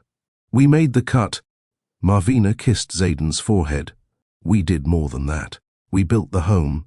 Outside, the sky turned pink, soft and forgiving. The kind of sky that didn't erase storms, but proved peace could follow. Zayden sat quietly on the porch swing, legs too short to touch the ground. He was hugging his favorite stuffed dinosaur, the one Colby bought him after his first dentist appointment. Marvina stepped out with a fleece blanket and wrapped it around his shoulders. "It's chilly." "I know," he said, voice soft. "I like the cold sometimes. It feels like thinking." She sat beside him. "What are you thinking about, baby?" He looked up. "Do I have two dads now?" The question wasn't asked with confusion. It was calm, like he'd been building toward it. Marvina breathed in deep. "You have one man who gave you life. That's Silas. And another man who chose to stay. That's Colby." Zayden blinked slowly. "Does that mean Mr. Silas won't leave again?" "I don't know what he'll do, Zay, but we're watching, and we'll always tell you the truth." Zayden nodded, pulling the blanket tighter. "I like when Colby reads the nighttime books with all the voices, but I like when Mr. Silas brings me drawings. That's okay. You can like both." He turned to her. "Do you like Mr. Silas?" Her throat tightened. "I respect that he's trying, but you love Colby?" "I do." Zayden leaned against her. "Me too." The swing creaked beneath them as it moved gently. From inside, the scent of dinner floated through, baked chicken and rosemary potatoes, Colby's comfort dish. Moments later, the screen door opened. Colby stepped out with 2 mugs of hot chocolate. "Peace conference?" Marvina smiled. "Something like that." He handed a cup to Zayden and another to her. Then Colby sat on the step below them, back to the porch railing. Zayden sipped his drink, then looked down at him. "Colby? Yeah, bud? If I asked you to promise you'd never leave, would you?" Colby turned, locking eyes with the boy. "I won't promise what I can't control, Zayden. Life can be wild, but I can promise this. I'll always try to show up. Always." Zayden thought for a moment. "Even when I'm bad? Especially then?" The boy smiled. Then he slid off the swing and plopped onto Colby's lap. "You're warm." Colby chuckled. "That's the hot chocolate talking." "Nope," Zayden said. "That's you." Marvina watched them, her son resting in the arms of a man who hadn't asked to replace anyone, but still managed to become someone essential. That night, after Zayden went to bed, she stepped onto the porch alone. Colby followed, wrapping his arms around her from behind. "I keep thinking about his question," she said. "The dad one?" "No, the promise one." Colby rested his chin on her shoulder. "He's watching how we hold each other, how we handle hard days. He's building what love looks like." She leaned into him. "Then we better make sure what we show him is strong and real." "I've never been more sure of anything." The porch light flickered gently above them. Inside, a boy slept soundly, knowing love wasn't a maybe anymore. It was present, and it had a name. The next morning, Colby found Zayden on the living room floor, surrounded by markers and printer paper. "What's the masterpiece today?" he asked. Zayden looked up. "I'm drawing our family." Colby smiled, kneeling beside him. "Can I see?" Zayden turned the page. There were 3 stick figures, one tall, with glasses and brown hair, one with curly hair and a dress, and one smaller, in the middle, grinning wide with a crown on his head. Colby pointed. "Is that me with the glasses?" Zayden nodded. "Yep. And Mommy. And me. I gave myself a crown because Mommy says I'm her king." Colby chuckled. "You are." Zayden added another figure off to the side. "What about this one?" "That's Mr. Silas," he said without hesitation. "He's learning." Colby didn't correct him, didn't question the placement. "He is." Zayden paused. "You're not mad that I drew him?" "Why would I be mad?" "Because he used to be here, and now you are." Colby took a slow breath. "People don't cancel each other out, Zay. Life's not about who was here first. It's about who chooses to stay." Zayden sat back, thoughtful. "That's what Mommy says too." Later that day, Marvina joined them on the floor. She looked at the picture. Her eyes softened. "You gave yourself a crown again?" He nodded proudly. "Of course." She kissed his cheek. "And you'll always have one, baby." Colby added. And a kingdom where you're safe. They hung the drawing on the fridge, crooked and bold. That evening, they walked to the corner store together. On the way, Zayden picked up a rock shaped like a heart. He handed it to Marvina. Keep this. It's strong. She held it tightly. Like you? Like us. When they got back, a letter was tucked in their mailbox. No name on the front. Marvina opened it slowly. It was from Silas. A few lines, written in neat script. Thank you for letting me try. I see the life you've built. I don't want to undo it. I just want to earn the right to be near it. You've raised a king, and I will honor that. Silas. Marvina folded the note and put it in her pocket. Not everything needed to be spoken aloud. Some things just needed to be seen. That night, on the porch again, Zayden joined them with a blanket. Tell me something, he said. Like a story? Marvina asked. No, like a promise. One of those kind that sticks. Colby looked at her, then at him. I promise we'll never make you choose who to love, he said. Marvina added, and I promise your heart has room for more than one good man. And that's okay, Zayden yawned. Good. 'Cause I picked both of you. He curled up between them, falling asleep on the porch swing, the crown. From his drawing now a paper cutout resting gently on his curls, and as the porch light glowed softly overhead, the three of them stayed there, rocking, breathing, becoming a family, not perfect, but whole. The following weekend, Marvina stood barefoot in her tiny backyard garden, snipping basil with quiet intention. The sun was high, casting warm light across her shoulders. She didn't rush. The stillness didn't scare her anymore. Colby came out with 2 glasses of lemonade. You always make basil feel like a sacred ritual. She laughed lightly. It is. I fought hard for this calm. I protect it. They sat beneath the shaded part of the fence line, their hands brushing but not gripping. You nervous? He asked. A little. He's coming to say goodbye, Colby. Colby didn't flinch. Then let him. Silas arrived at noon. He parked at the curb and didn't move for a minute, just sat with his hands on the wheel. Then he stepped out, dressed simply, holding a small envelope. Marvina met him at the edge of the walk. Hey, he said, voice steady. Hey, she replied. Silas offered the envelope. It's a trust for Zayden. Not with strings. I had my attorney make it airtight. You don't have to do anything, just know it's for him. She took it without looking inside. I'm not trying to fix the past, he said, eyes damp but calm. I just want to honor my part in his story. Marvina finally met his gaze. And I've accepted my part. My chapter with you. It shaped me, but it doesn't define me. Silas nodded slowly. I see that now. Zayden opened the screen door and stepped onto the porch. Mom, is that Mr. Silas? Marvina looked back. Yes, baby. Come say hi. Zayden ran out, barefoot like his mother. He hugged Silas gently, not tightly. Thanks for the book last week, he said. I liked the part with the dragon. Silas smiled.